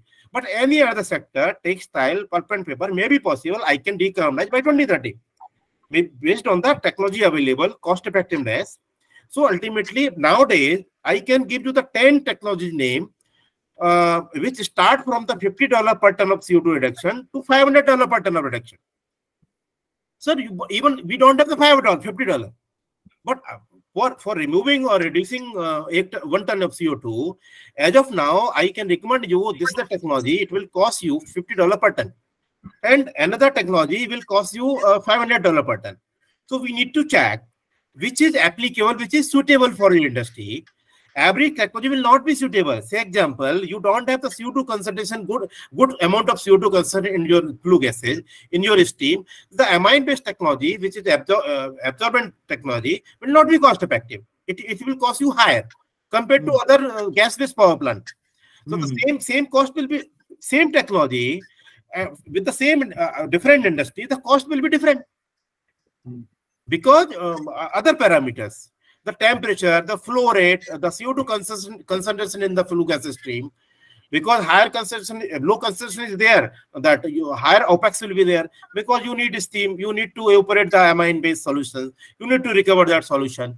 You have to capture the low concentration from the high volume, like that. Once oxy-fuel technology will be there, then CO2 concentration will be higher. So these 2-3 technology will come simultaneously. CCUS, oxy-fuel and green hydrogen. So because there is a combination, there is a triangle. One will help to another and second will help to third one. So green hydrogen will help to for other technology. So oxy-fuel will help CCUS and green hydrogen will help CCU to make chemicals. Green ethanol, green methanol, like that. Basically, what I am emphasizing that the cane sugar industry is now, as government has been promoted, juice to ethanol.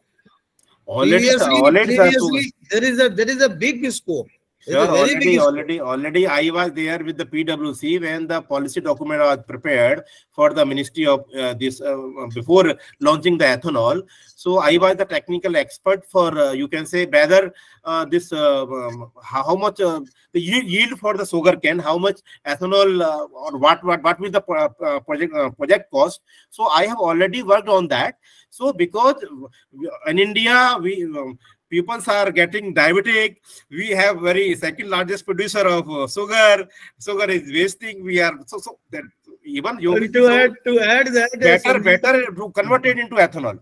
Yeah. So rather than I want to add that our Sanjeevani sugar factory is India's first sugar factory is giving juice to ethanol.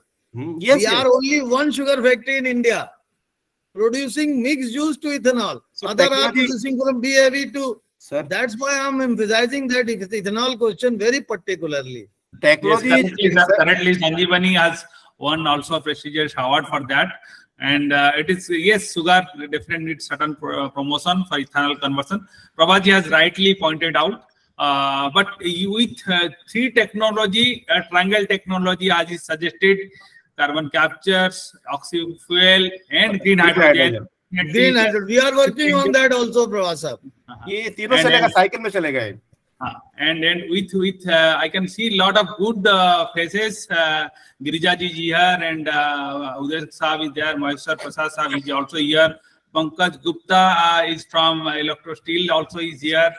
And Pankaj ji hai kya? All the pages and putting a lot of queries, direct queries to Prabhat ji. Pankaj ji directly phone kar lenge mere ko. And Prabhat ji, the way he answered all the phone kar lenge mere ko directly na. And then definitely he has done a very marvelous thing by opening up the subject and with a great note coming from him that India definitely will be leading CCC trading player and we perhaps overcome China's.